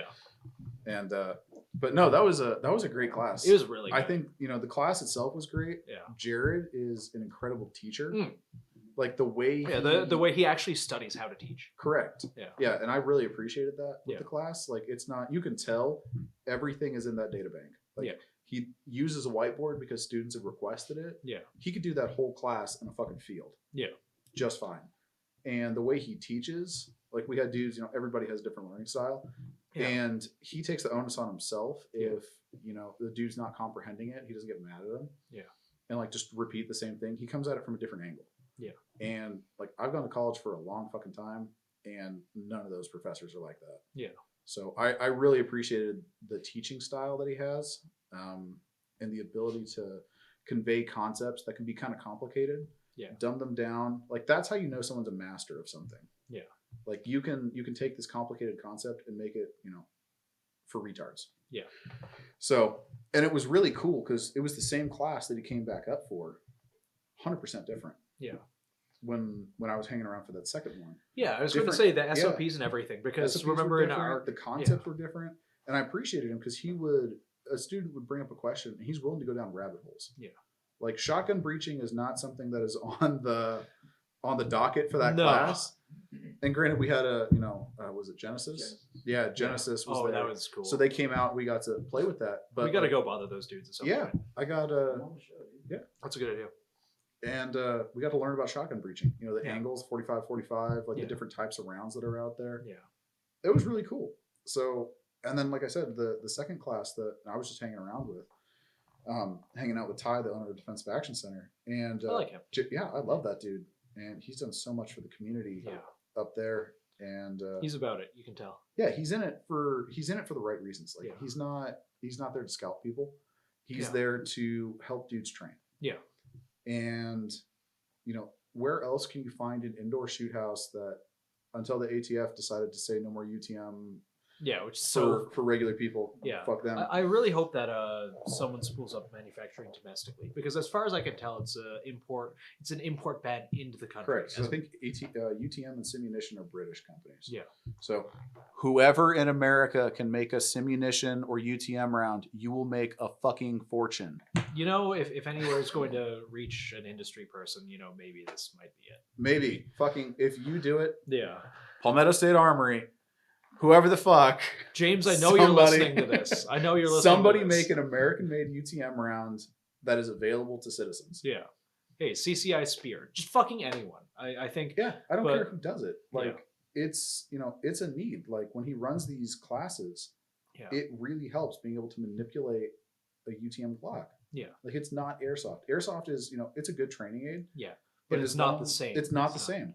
Like, there is something about UTM, and it fucking hurts more. Yeah. But there's something to it, and Yeah. being able to actually use your rifle, swap out the bolt. Yeah. How does my setup work? Oh, this is fucked. Yeah. Like you wouldn't have known that if it was airsoft, because Yeah. that gun's going to be a little bit different than yours. Yeah. And that's a service that he offers, and it's fucking crazy.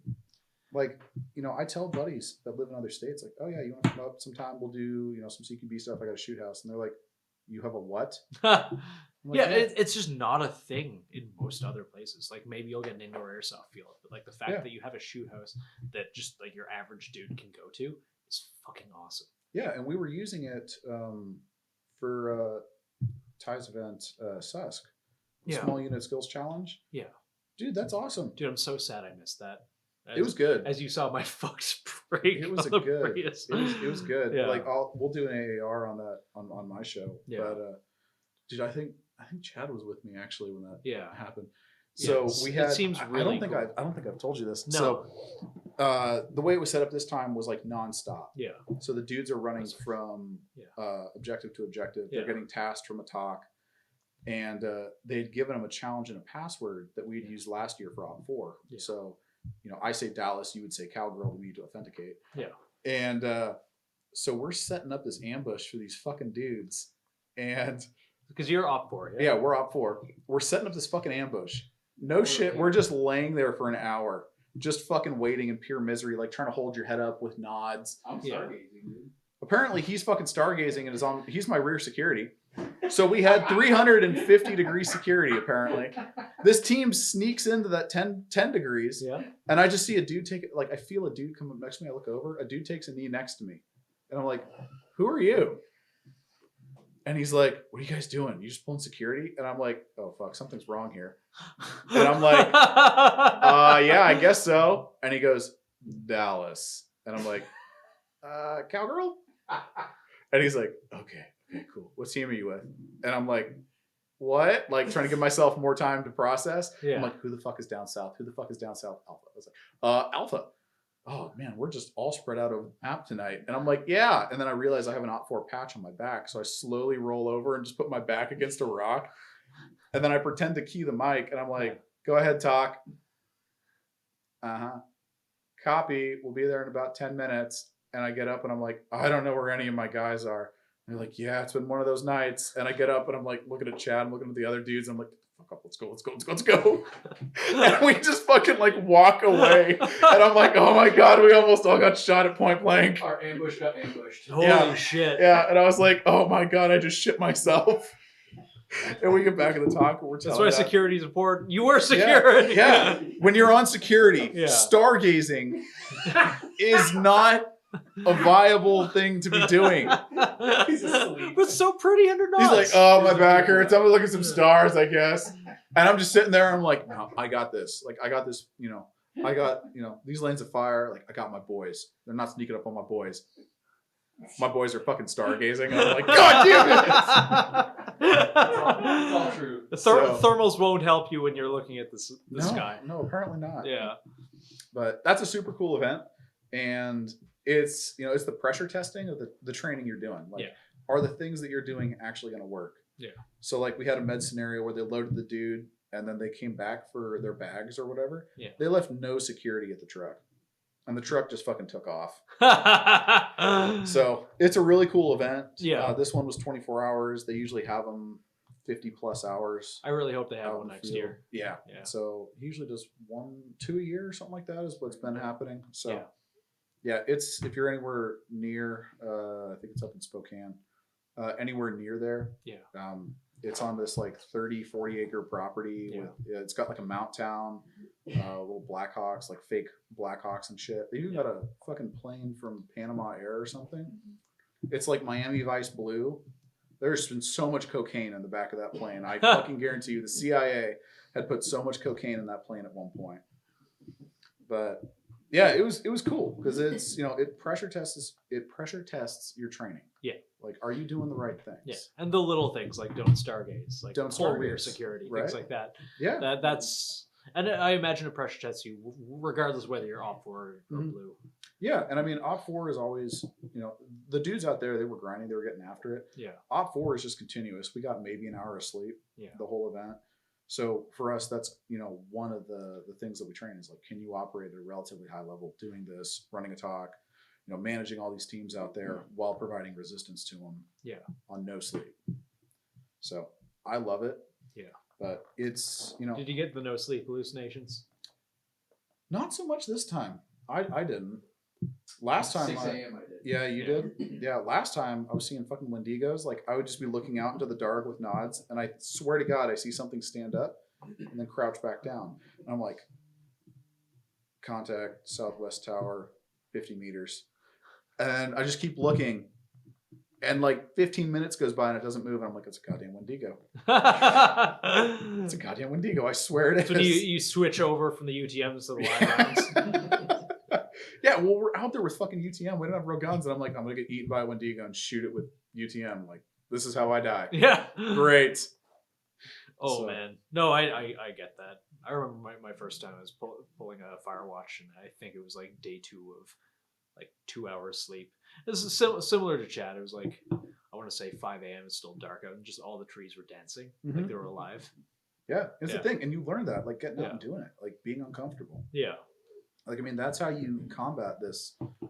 Everyone's comfortable. Yeah. Be uncomfortable. It's okay to be uncomfortable. yeah.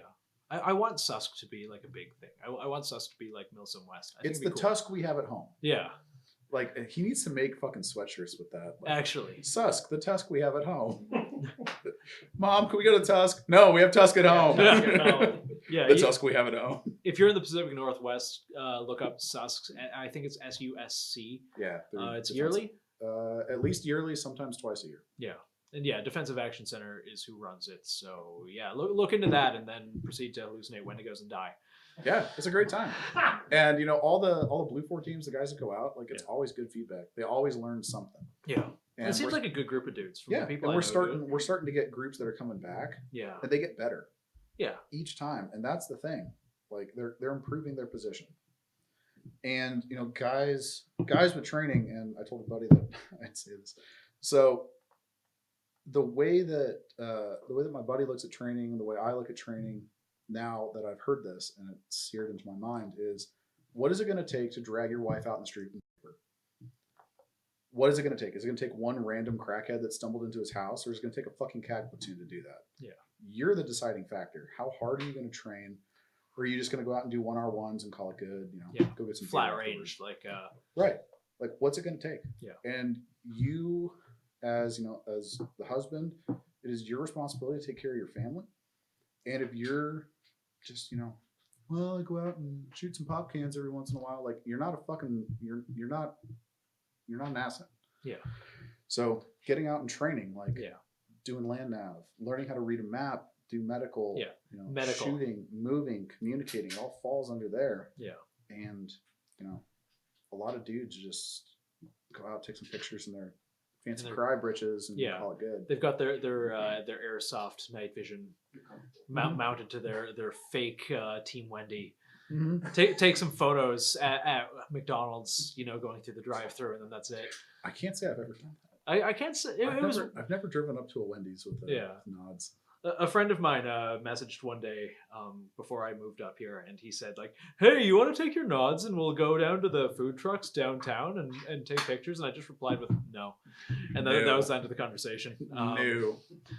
But yeah, no hate on the people who do it. It's just, at least go do some land nav and learn some small unit tactics as well. Yeah. Like go out and just, did you improve? Yeah. Like in anything, did you go to the gym? Are you eating better? Yeah. Do you have a good relationship with your family? Yeah. All the things that, it falls in, what's your why? And once you find out what your why is, that's going to give you that fire. Yeah. But you got to figure that out for yourself. And then, find dudes that are of like mind. Yeah. And actually get after it. Community is everything. Yeah. It's huge. And, during the last 2020, I was working at urgent care at the time, and we had some bigwigs come in, and they were just kind of polling staff sentiment. And they're like, hey, how would you feel if we denied services to people that didn't do a certain medical procedure? Yeah. And, some were like, I know exactly. Yeah. So some were like, oh, that's a great idea. The dirty blank. Insert. Yeah, the dirty people that didn't do the certain thing. Yeah. And I'm like, you can go fuck yourself. Yeah. Like, no, we're here to care for everybody. Like, if I got to see fucking homeless people that do all the stuff that we've already talked about, I'm going to care for whoever. Like, if they come in, they're sick, that's their job. I think it was all politics. Yeah. But the heartening part is I went to go grab something out of the supply room afterward, and they had left. And there were a couple of providers, some nurses, x-ray techs, and they're like kind of hushed talking. I'm like, oh, this is interesting. Hushed about. Yeah. And they're like, hey, if they do cut off services, how do we care for these people? Like, how do we find them? Yeah. Do we go to their houses? What's supply look like? How do we get labs? And like, this is one of the things that kind of spurred me to do the Guerrilla Medic podcast. Is this was the very infantile beginnings of guerrilla medicine in the United States of America. Yeah. That I never thought I would see, because you're cutting off services for certain people. Yeah. And these are people that are like, I'm taking care of these people, whether you say I can or not. So that was really impactful for me. And I was like, oh, fuck, there are good people out there. Yeah. That are going to do the right thing. So. And I think it's important to get that knowledge out there. And that's one of the reasons I really appreciate what you do. And I'm glad that I met you up here. Yeah, absolutely, man. It's been awesome. Yeah. That I think, you are your own first responder, and the idea, especially, coming from Canada where socialized medicine is run by the government, they can turn that tap off whenever they want. Mm-hmm. And if it's politically advantageous, people will clap and cheer. Yeah. It's not great how quickly we're dehumanizing each other as a species, just based on, silly opinions or what you choose to get medically done to your body. Mm-hmm. It's like if a fat person has a heart attack, are we going to treat them? Yes, we are. Yeah, we're If a treating junkie them. overdoses, we're going to treat them as well. And it's just been, it's been politicized. It's been weaponized. Yeah, and that's my worry. I worry that in 2023 that, and for years and years, but especially now, I feel like it's more now than it's ever been. We're dehumanizing each other over things that really shouldn't. Right. When you would agree with most people, 90% of the way. Yeah. And it's fucking sad. Yeah. We've got more in common than people we disagree with politically than we do the people who actually wield power in this country. Yeah, the ones that are actually causing the problems. Like, they've done a really good job. Half of me says the federal government is so fucking incompetent, they can't even pay me in the military on time. Yeah. If they can't tie their fucking shoes, they don't know anything. Yeah. Then the other half is like very intricately planned and orchestrated and executed. Yeah. And, I don't know if it's just feigned incompetence on one side, and then, you get little glimpses behind the curtain. I think it's both. It probably is both. It's got to be somewhere in the middle. Yeah. But they look at them. They bleed everyone dry. They retire and they live cushy lives afterwards. I believe that there's more. Not to get us on too many watch lists over the course of this podcast. I do think that some tinfoil hat wearing is necessary, especially. Have you ever seen okay, now we're going to get into tinfoil hat territory. You ever see the little YouTube documentary with the kids in the tracks? The kids in the tracks now. Yeah. It's I'd highly recommend anyone look it up. We've done 2 episodes with Wendigoon now. He does a good little episode about a series of murders that happened in the 80s in Arkansas, about 2 kids that are found on train tracks, and they are dead. They were dead before the train hit them. But on every what could have just been a simple open and shut, like, these kids were fucking murdered, let's find who did them. Bureaucracy hampered them every step of the way. Yeah. And it turned out the answer was so much more. It turns out that the local politicians and the local law enforcement were involved, and it turned into a national thing. Simply because look at Jeffrey Epstein. Yeah. Like that went all the way they to the have top. fucking everything. And nobody besides Ghislaine Maxwell is in fucking jail. Yeah. Like, where's the client list? They needed a sacrificial lamb. Yeah. Oh, he randomly killed himself in a cell and all the cameras were off. I'm 100% sure that actually happened. Yeah. Yeah. Oh, fucking okay. But that's the thing that they do, is it's all out in the open. They're not hiding anything. Yeah. Like we talked about earlier, shit that happened 20 years ago, they come out with now, and it's like, yeah, that happened. Yeah, that happened. Yeah. That's the thing. Like, everyone's comfortable. Yeah. What the fuck are you going to do about it? I remember, like, I had a roommate for a while, and he would always argue me on everything. It's like, oh, the U.S. would never have a bioweapons, like, program. That would be mutually assured destruction. That would, and then like 10 seconds of Googling gets a long Wikipedia page about the U.S. bioweapons program. Well, they never used it. There's no way, because that would be dangerous. And 10 seconds of Googling, actually it was deployed in Cuba. Yeah. Well, they didn't actually admit to it. 10 seconds of Googling, they admit to it. And nobody cares. Yeah, no one cares. Nobody cares. Uncomfortable. Nobody's held accountable ever. And look at. Have you heard of Unit 731? Yeah, Japan and all that stuff. Yeah, yeah. Like the shit that we know today about what is recoverable hypothermia. Yeah, we learned because the Japanese tortured Chinese people. Yep. Women, children, pregnant women. Dude, I wonder at what stage of the hypothermia process we can recover the fetus. Yeah. And they would just hose them down and lock them in like coolers. Yeah. And chain them to a wall. Yeah, a lot of modern medicine came from that. Yeah. And nobody, like, Japan never paid for those crimes. No. Because we needed them as an ally. Look at the Nazis and fucking Operation Paperclip. Like, our modern space program came from Nazi scientists. Yeah. I said... It's like the Zoolander and Hansel thing when they're looking at each other. Yeah. And it's like Jewish Americans at NASA and then the Nazi scientists just crossing each other. Like... They've been doing heinous shit forever. Now it's just out there. They're not hiding anything. Yeah. And they're just like daring you, like, what the fuck are you going to do about it? Yeah. That's like, sit there and take it. Dude, I brought this up in an earlier episode, but, for our newer listeners here, look up the Finders Papers. Just Google the Finders Papers and go to the first result, which is, I see you over there doing it. First result is on FBI.gov, and it is 125 declassified documents about how the FBI was investigating a child trafficking ring, and it was the CIA actually running a child sex cult. And it's just declassified, just fucking out there. And no one cares. No one ever went down for that. And it was in the 90s. Like, it isn't even... Like, it happened while a lot of people listening are alive. Yeah. And I used to be kind of skeptical of a lot of this stuff. Yeah. Over the last 3 years in working in healthcare, I'll fucking listen to anything. Yeah. I may not agree with it. I may be like, that's probably bullshit. Yeah. I'll fucking listen to it. Yeah. Like, we had tests that were shipped across state Yeah. because, we couldn't get them with supply logistics or whatever. So we'd have a manager go out and meet someone halfway across the state and pick them up. Yeah. Well, they'd come back, and these are temperature-controlled items, like milk.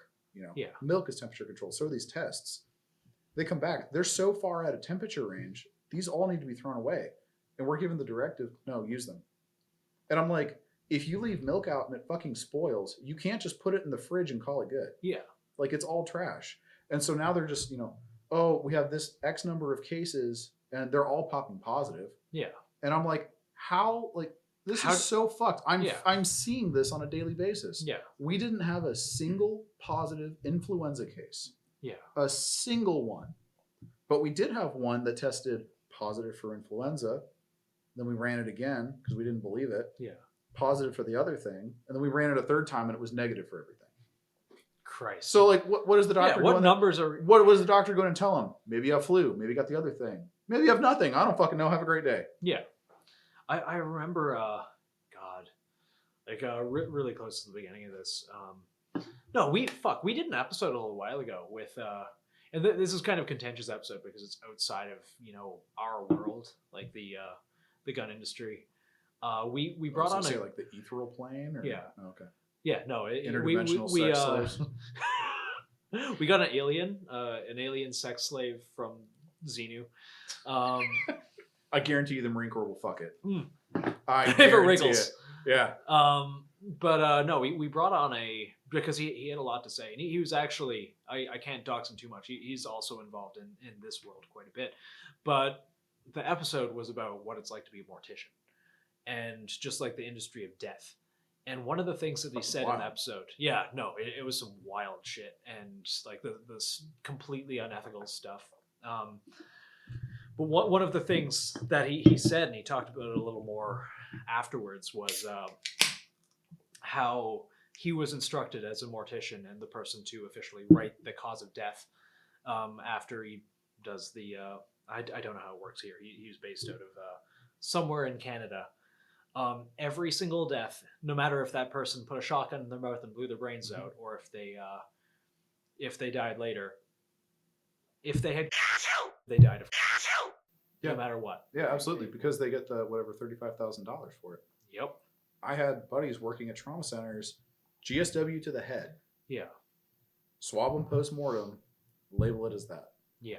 And I'm like, the bullet in their fucking medulla oblongata probably had nothing to do with their death. Yeah, and you see people now like, oh, millions of people died. It's like, well, how many people actually died of... believe it, like... How many people died of just... Yeah. Not like of, old people in not of diabetes, yeah, heart disease, like emphysema, like, yeah, combined with other things. Yeah, and it's like, how many was just that? Like, like, fuck off. I don't... And now I've just become super skeptical of everything. Like, fuck off. I don't believe anything you say. Numbers are so overly politicized. Yeah, because every number is money. Yeah. And every number is money, every number is votes, every number is, political power. It's awful. Yeah. On the mortician thing, so we had this kind of a funnier thing. I've given you a lot of doom and gloom. No, you're fine. So we had the morgue was in another building, so we had to take this underground tunnel to deposit the deceased. Yeah. We had this brand new med student, and we would play this joke on them, and we would put one of us in a body bag, and we would show them, quote unquote, show them where the morgue is, so and it would be on night shift, and we'd just push them through the tunnel, and we'd have the med student pushing them, and the dude would just randomly sit up. And the fucking med student would always scream and just like push the stretcher, and it would hit the walls and shit. And yeah, it was fucking great. Just randomly, It's like just the one med slowly student sits up, that's like concealed just carrying against the screaming, rules. right? Yeah. Screaming. Actually, is so the fucking number funny. of people that had weapons in that hospital that were staff was wild. I can't blame them. Like Like the things physicians, you've told me alone. Like just blades Yeah. everywhere. Yeah. I Yeah, remember it was a company I've wild. done a bunch of work for is Fulster. Like they make the Enigma. Yeah. And the amount of ads they do of like a woman in scrubs and Mhm. like the amount of like video content of like this is how well it conceals in scrubs, it makes me think that's a fairly Mhm. major demographic. Yeah. No, it is. I mean, I've heard stories of like people doing CPR and they have like the chest hold or the shoulder rig or whatever, Yeah. and a revolver starts working its way out of it, and the other nurse like grabs her and staples it. Yeah, Staples or scrubs. based. So I'm like, that's fucking awesome. Like Black Triangle. Yeah. So like I've got some Oh, the other black- stuff. Yeah. Yeah. It's fucking awesome. Like Yeah, they do the I took non-metallic the- stuff. Yeah. I took the dagger to work, Yeah. and I had the state patrol dude that was a buddy of mine, and he would just wave his little magnetic or the little wand over it. Yeah. Nothing. He's like, "What the fuck is this?" I was like, "Don't worry about it." Yeah. Violent IM Systems does some cool stuff too. Yeah, the G10 stuff. yeah. Like, I went to visit my dad in the hospital a couple months ago, Yeah. and I just wore gym shorts and some tape, and I just taped it to my side and just walked right through. Based. I'm like, I know the clientele y'all have here, and I'm not going to be unarmed with Yeah. nothing. I can't blame you. Allegedly, the stabby sharpies, I think the Necromaker makes them. They allegedly can get through TSA. Wouldn't know. I've never tried. I have not ever tried this. I've brought random shit through yeah. TSA that they'll Yeah. flag, and then like Yeah. shit they don't catch. Like I've had a loaded mag in there on accident. Based. I came They back just didn't. from no, they That- just that like they is- didn't see it or yeah. whatever. Dude, they got like a 22 casing for me once. Like that's pretty surprising. Yeah, But like, and like I've traveled with buddies who just got back from Afghanistan, so they had like a bunch of C4 in their bag in Afghanistan. yeah, The dog's just going fucking crazy, and Yeah. I'm like, I don't know this fucking dude. I'll see Yeah. you on the other side. I'm gonna grab coffee, and they're just like, get your hands out of your pockets. And the dog's going crazy. I mean, allegedly once I found a 40 millimeter chalk round in my pocket once going through TSA.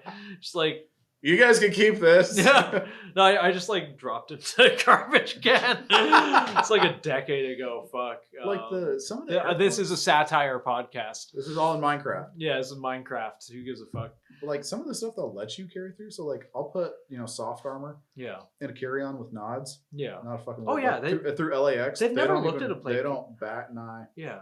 They never looked at my plates. They never looked at carriers. They never looked at helmets. They never looked at nods. Mm-mm. Once they opened my bag for this fucking microphone. They opened it. They saw my helmet with the nods inside them, and the guy's like, "Oh, this is cool. Oh, where'd you get this?" Drop. Yeah.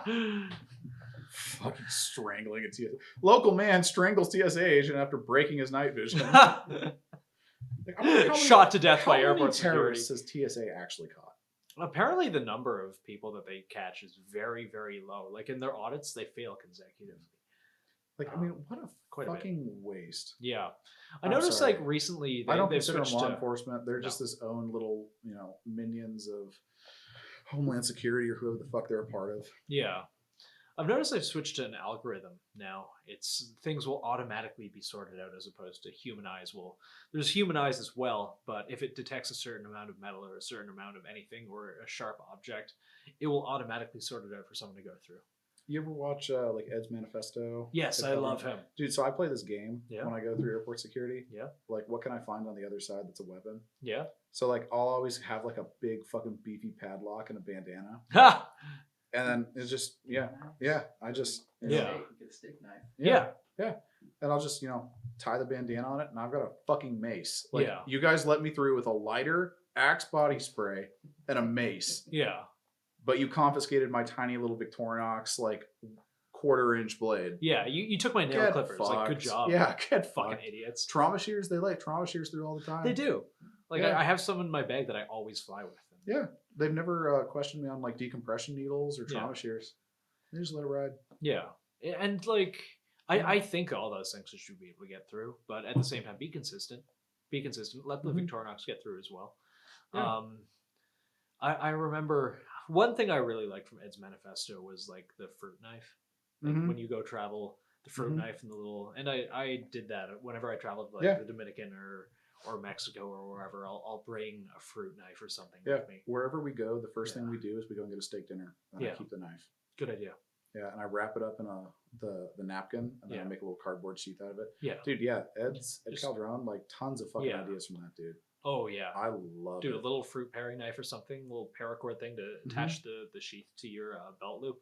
Yeah, just a Yeah. way to not be a fucking victim. Yeah, 100%. And if you do have to turn someone into fucking Unalived. unalived, Yeah. there we go. You can quickly. This is Ventil- not legal advice. This is Ventilate a not human legal and advice. unalive them. Yes, ventilate a human and turn Within them, your legal rights. turn them and- into spaghettios. Then you can just throw it down the storm drain. This is not legal advice. Don't do this. Yeah. Love people. Don't carry Yeah. weapons. So you go to Mexico and just bring a couple $100 and then just give it to the cop, and you're like, all right, have a nice day. Yeah. Oh man, yeah. No, I generally whenever I travel, I bring a fruit paring knife with me to countries that like really don't like weapons, and I'll put it in a Tupperware container in my checked baggage with like a fork and a spoon, and then when I get there, I just like turn it into whatever. Or Oh, you check it. Okay. Yeah. All right. I was thinking about buying it, but all right. yeah, I it heard depends the- where you I go. heard the If it UK looks like is it's fucking gay about knives. Though. UK is like really any kind of knife. yeah. I remember when I was a kid, like we took some kind of a train in London. Yeah. Dude, I had like Leathermans and I had all sorts of shit, and Yeah. nobody gave a fuck. Yeah. That was also like, Now 6 it's- months before 9/11. Yeah. Now you see protests about knives. It's weird.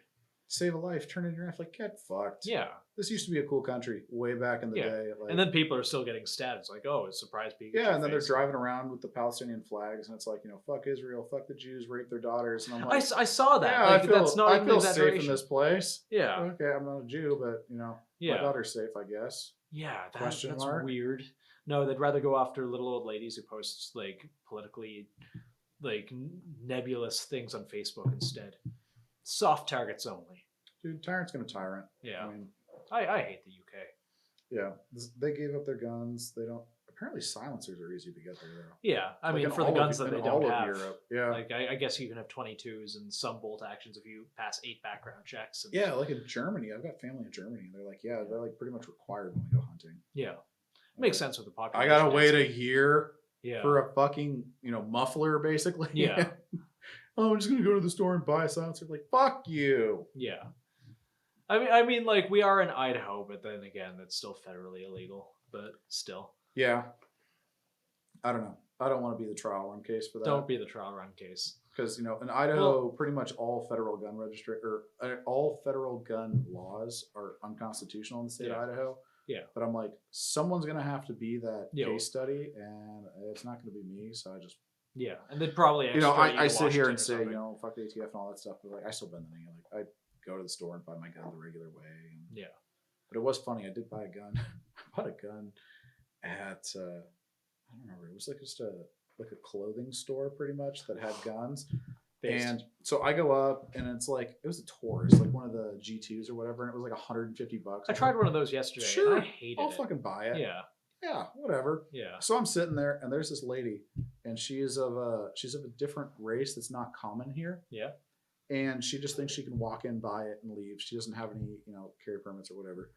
So with what I did is I go and I show my ID and the carry permit and whatever, which you don't have to have, but it expedites the process. It's Yeah. basically your background check for 5 years. Yeah. So she gets flagged by the ATF or NICS or whoever's doing the check. And they're like, yeah, I can't sell this to you. You got to come back in a couple of days because you got flagged. Meanwhile, the white dude walks up, shows him a piece of, a little card and walks right out with it. And she's like, what the fuck? And I'm like, I'm getting out of here. Yeah. Get out before Yeah. the cell phone comes out. Yeah, right. I'm like, I don't want to. Yeah. I don't want to fuck with this. Before you end up on Facebook, on TikTok. Yeah, right. White man buys a gun easier than me. Yeah. I don't fucking know what to tell you. I don't run Nicks. Did you buy the Taurus? Fuck yeah, I did. I'm so sorry. Dude, it's a great 150. It's like a pack of chewing gum. It's like, That, I guess I'll try that's a that. fair point for $150. I remember one of my friends actually moved. the trigger was not terrible. I was surprised to say that if it's the Taurus G2, it wasn't awful. It but- wasn't as bad as I was expecting. Yeah. Did you notice though, like you get a ghost double action pull? If Yeah, you, that part's horrible. Yeah, I hate that. But you can keep pulling it. So I was like, oh, I can dry fire with this thing, I guess. Yeah. And it keeps resetting. So Yeah. it's like, it's something. It went bang. Dude I'd never shows carried up one. butt but naked in my house, and dude's like, I lost all my stuff in a fire. I'm like, congratulations, here you go. Here you go. Yeah. Yeah. Here's the Taurus. I would like the East County Guns. Mhm. They have a high point where they milled a hollow on the right side of the I slide. think I saw that. Yeah, Chat- it's yeah, dope, chat and about that. I want it. It's a bonus point that they keep it in. Well, when it's not on the person's person, it's in a van and like a magnetic holster, Excellent. and Oh, the it's holosun very doesn't nice. work. Like it flickers when you use it. It's Jesus. great, and I want it. I think that is peak home defense, and if I kill Tickle. a home invader with that, I think the next purchase is a 4570. 4570, Dude, those things are so fucking cool. dude, they're fun. They're They very are. heavy, which makes Yeah, sense. they're very heavy, but the round's like 430 grains of just pure fuck you. Yeah. Like, look at Washington. Like, their laws are worse than California now. So you can't have an AR that shoots spicy 22. We'll let you have 4570 with 430 grain rounds. Yeah. That makes It's like a lot of decapitation. sense. Yeah. Yeah. Because fuck you and fuck the guy 7 houses down the road hiding Yeah. behind the refrigerator. Like, it's just, they don't make sense. Like, Lever actions are a fucking vibe, though. they're cool. Yeah. They're fucking awesome. Yeah. I miss my 30-30. And especially, you know, in the rural areas, like Yeah. if you're walking around with an AR, like maybe that's a little weird. Yeah. If you're walking around with a fucking lever gun, and I was like Like no one gives a fuck. whatever. Like when Yeah. I go and visit my my wife's parents in some bumfuck town, Yeah. kids still walk around with 22 slung on their shoulder. Yeah. They ride horses into town. Like it's just normal. I love that. I love it here. I love Yeah. it here so much. It's not gay and retarded like No. Canada. I'm sorry, Canadian listeners, but you probably, if you're listening to this show, you probably are of the same mind. Yeah, I don't know how you did it for so long, man. Like having your eyes open and be like, oh, Yeah, Tru- it wasn't Trudeau's great. ball gag is just Yeah. strong. Dude, he's been in power for like 8 years. I have no fucking idea how. It's weird seeing people be like, "Oh, well, what's actually wrong outside of the economy?" Like, I don't know, it's everything. literally everything. Yeah, Yeah. But people like that, they just stay in power. Like, yeah. you know, look at, was it Feinstein that finally just died here recently? Crab dance. Yeah, Dude, she spent like 70 years in the Senate. yeah, You're going to tell me she realistically won every single one of those elections? yeah. It's Fuck off. It's like vote blue no matter who. It's like, Yeah, dude, right.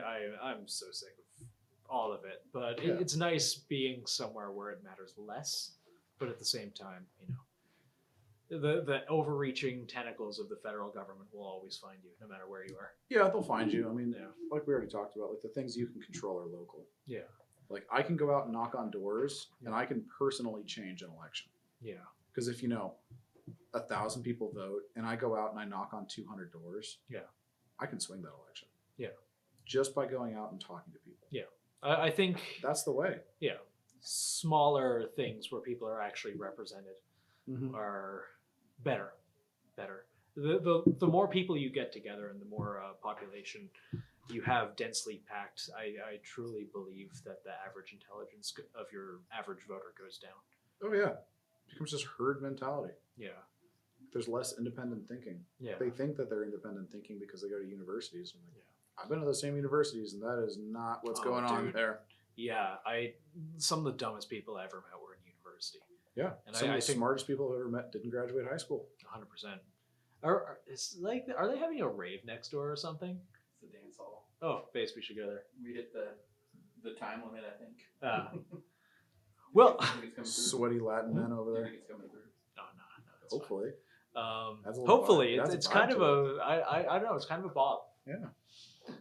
That's okay. But we are at exactly 2 hours. Probably like an hour and a half after all my bullshit it gets cut out. Yeah, yeah, we can call Yeah, we should do this again. This is good. it. Yeah, This is very good. yeah. I like it. I do think that if you're listening to this and you haven't taken a Stop the Bleed course or some sort of first aid, you should. You absolutely should. Bystander effect is a real thing, and having at least some idea of what to do or an order of operations that you can be taught by someone who's not a complete fucking retard will help you. I was at the fair in Latah County, where was it, Lewiston, a couple weeks ago, and a woman fell and she was hurt. She broke her leg, I think, Mhm. and I don't think a single person did anything other than Most people don't know what to do, yeah, and let alone have the shit to do anything for the person. yeah, she was being ignored. People were walking circles around her. Don't be those people. Do something. Do. You are a lot more likely to come across a car wreck or someone in pain or injured than it will be for you to have to draw your gun. Carrying a tourniquet is one thing, but having the knowledge and how to actually take care of someone is something else entirely. Go get that knowledge. As he said, it might be put on by your local hospital. It might not. Do your research. Find out what's available local to you. Oh, am I supposed to say something? I mean, you can. Just I finished my little bit. Oh fuck. Sorry, BR. No, you're okay. BR. Keep that awkward silence in for no reason. Just do it to make. Just Finn. Finn. Man. Anyways, to wrap the episode up, Jay, do you have any dad advice for us? Dad advice. I guess I am a dad. You are a dad. I am a dad. I don't know. Oh, yeah. Hey, so when you're trying to figure out the sex of your child. So, check this out. This is the best dad advice my dad ever gave me because he'd let me go out to parties and shit, and I didn't have a sister. So, there's old wives' tales on how to pick the gender of your kid and, how to, positioning and whatnot. Yeah. Hey, so check this out. So, I was like 13. If you have a son, you only got to look out for one dick. If you have a daughter, you have to worry about every dick in the world. And that's why my dad's like, yeah, you can go out to parties. I'm like, if I had a sister, would you? Fuck no. Not a chance. So there's your dad advice. I appreciate that. I mean, you're not wrong. That's the worst dad advice in the world. You know what? Between that and don't be a bystander, yeah, look out for every other dick if you have a daughter, I guess. Yeah, bye. Okay. Yeah, raise them right and yeah. try not to worry about every dick in the world, I guess. Yeah. Okay, bye.